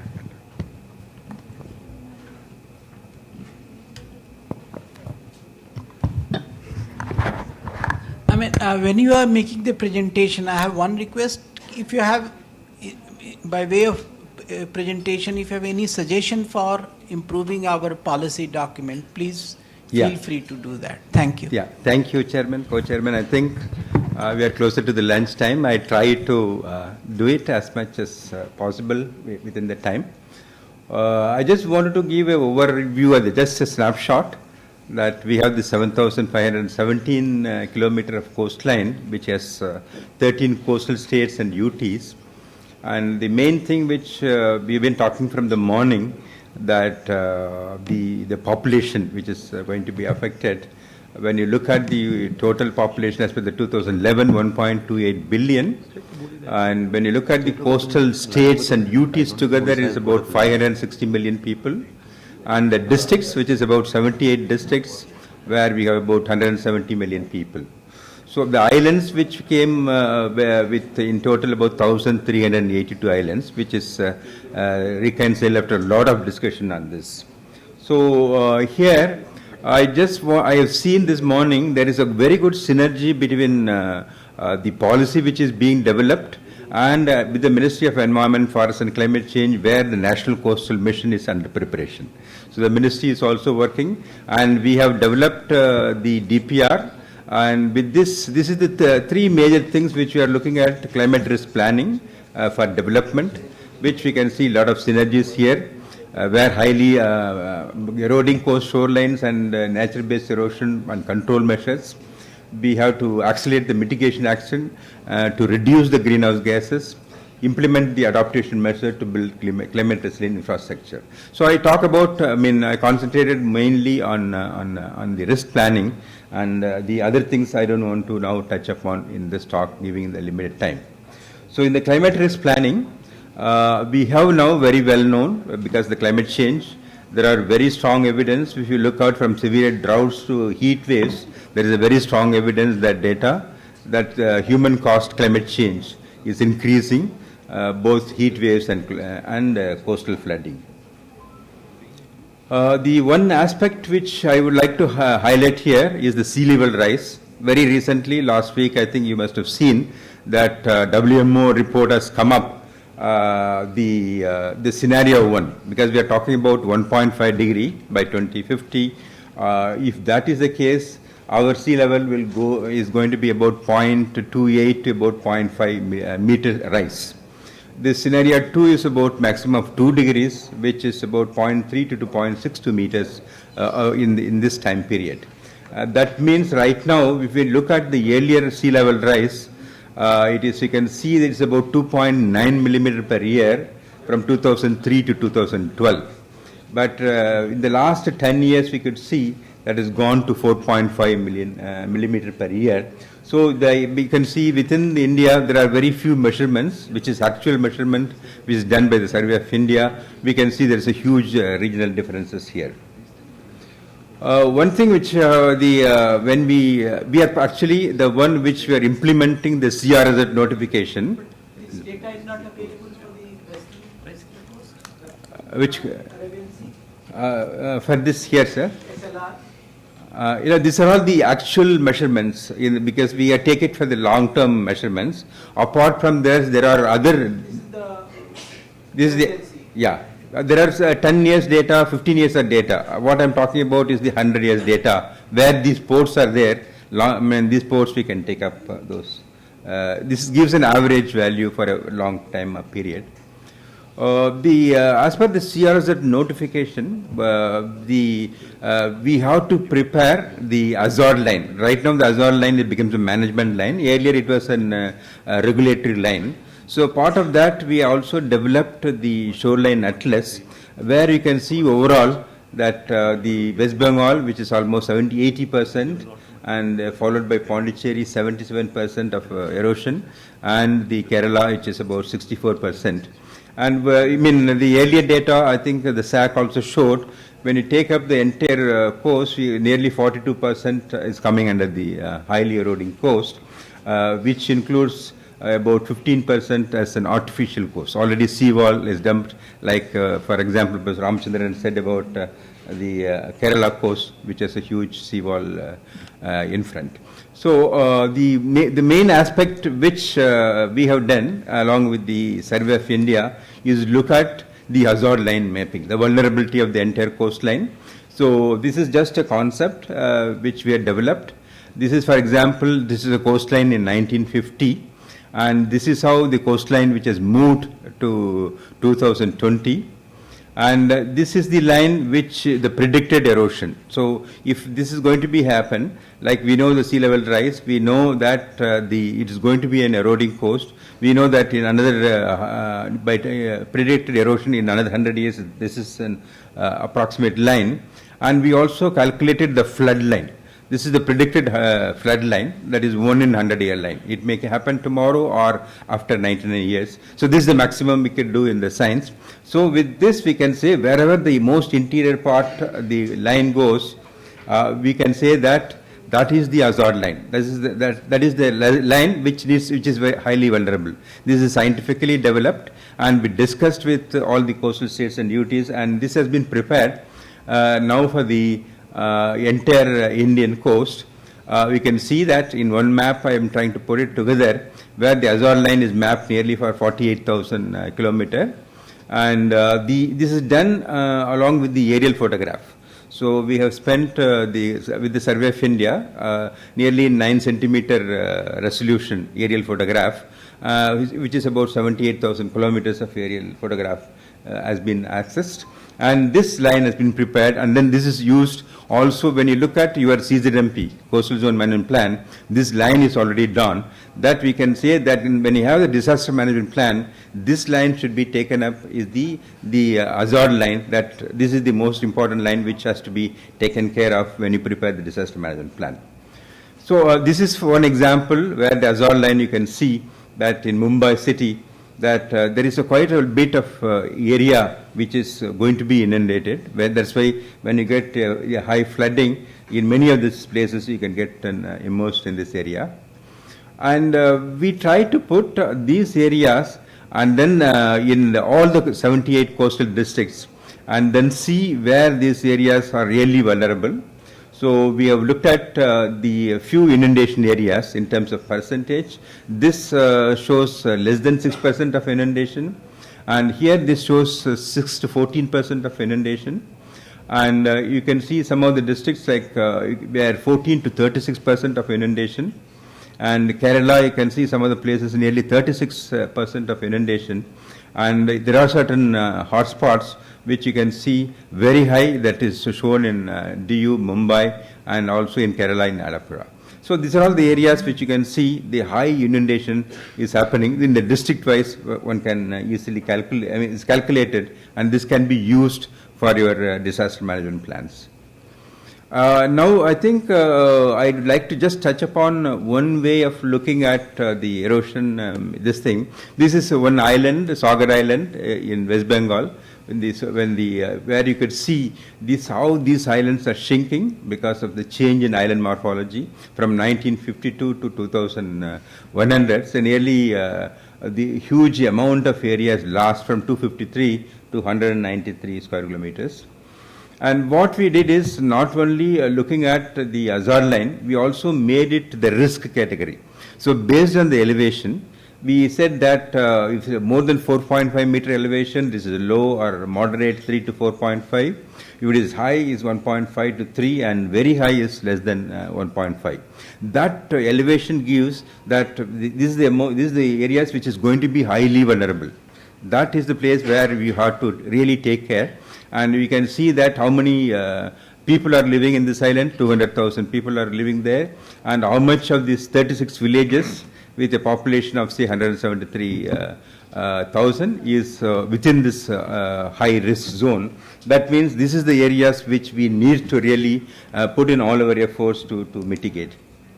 And this is the risk zones we have developed.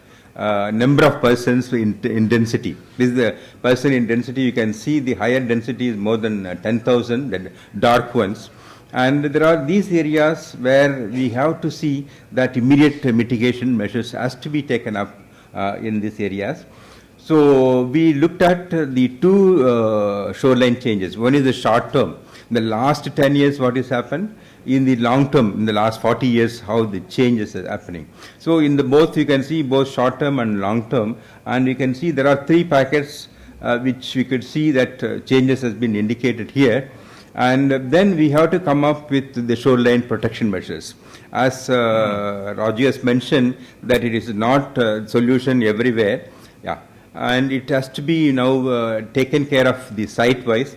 And here, this is a highly important site. For example, this area, Sagar, this is where the Ganges meets that place. This is every year in January, 10,000 people assemble, 10 lakh people assemble, 10 lakh people assemble here.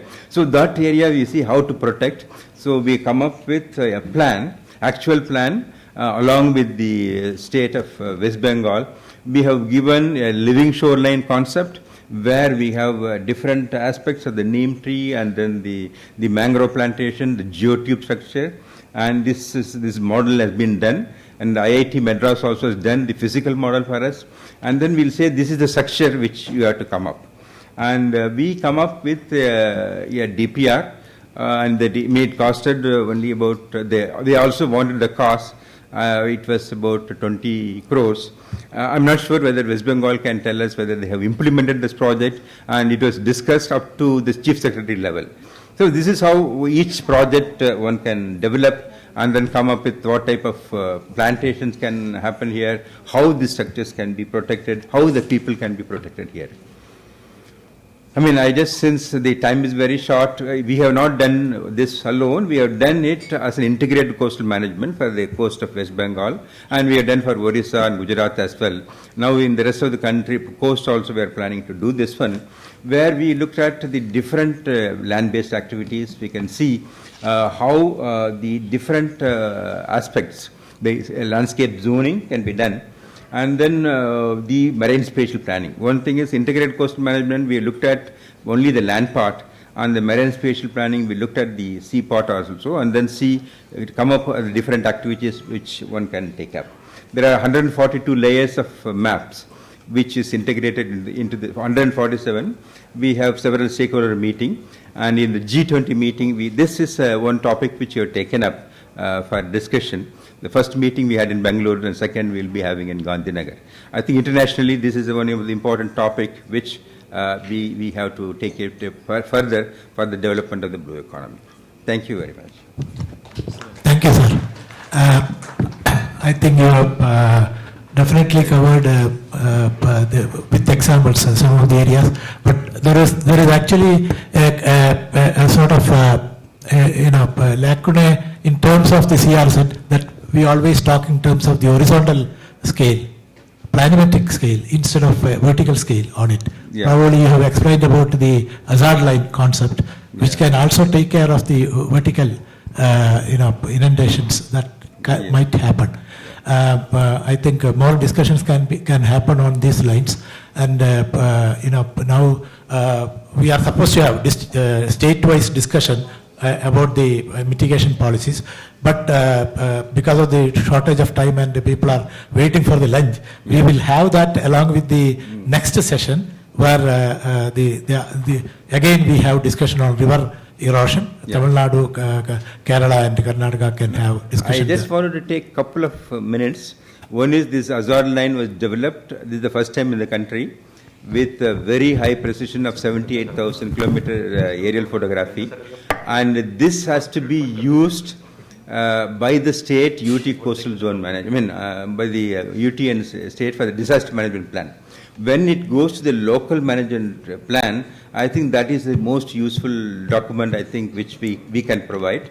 Number two. But as per the present regulations, under the CRZ 2019 also, we don't have the provision where this is built into a regulatory mechanism.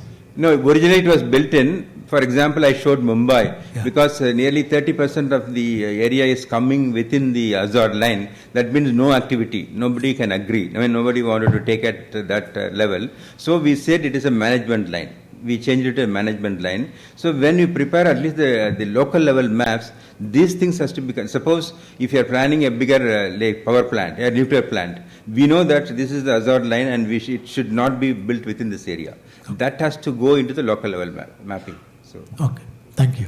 Sir, just 2 points. One, sir, from NDMA side, this hazard line needs to be shared in shape format with all the states and the assessments. The complete data. We are not looking at just the report, but also the entire data in shape format or gridded files so that we can assimilate it into the local DM plans.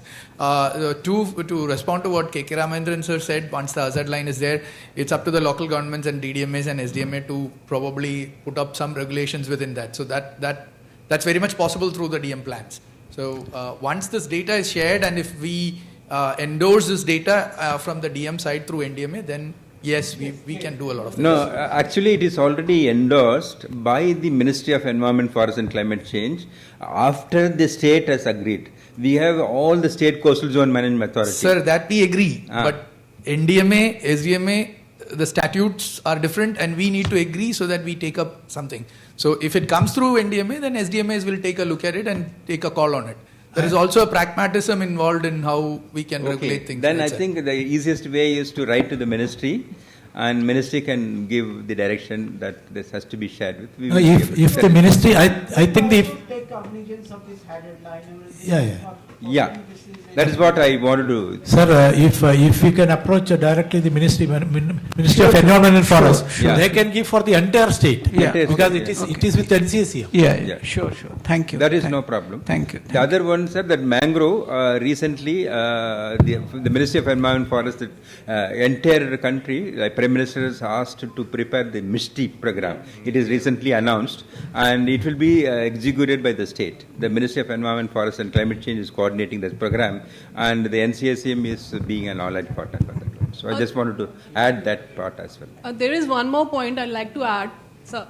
There is one more point I'd like to add. Pretty recently, DMP, that is Disaster Management Plan for Power Sector, was out in December 2022, wherein we have considered 20 kilometers from the coast itself as a dangerous zone. Besides that, there is one more point: 20 to 60 kilometers is considered as yet more dangerous zone. So this 20 kilometers from the coast is considered as a hazard line that you are talking about. Is there a change in the hazard line that you are talking about, or is it the same? No, the hazard line changes because there are few parameters. The elevation is the major thing. For example, in Goa, right next to the coast, we have a very big mountain. So the hazard line is very close to the high tide line. Whereas in places like Mumbai or Chennai, the topography is very flat. If you have a tide level of say 1.5 meters, and if there is a cyclone which maximum is about say 3 meters, so we have to look at how much far it can go. There are places which goes up to 7 kilometers. So that is not a uniform line. So thank you. So thank you very much. Great presentation. I think we had excellent presentations, all the three, and we had good discussion. We have much greater clarity, and we know of all the intellectual, technical resources that exist through these institutions, and the kind of work that they have done. It is extremely important that we reflect them in the policies, and there is a lot of takeaways from these presentations. So thank you very much to all the speakers who have shared their insights and perspectives, and now we will conclude the session. We had 3 more presentations from the states that we will do later in the day. I'm sure all of us need lunch, so we will conclude the session, and we will meet what time? 2:15 we will meet again here in this room. Thank you very much. Thank you. Once again, thanking all the presenters. Thank you so much. That was a beautiful and innovative session. Now we will break for the lunch. So we are running late by around 45 minutes already. Apologizing for that, and requesting everyone, all the delegates and the presenters, to kindly join and connect back here exactly at 2:15 p.m. for the next third session. Thank you all. Enjoy lunch.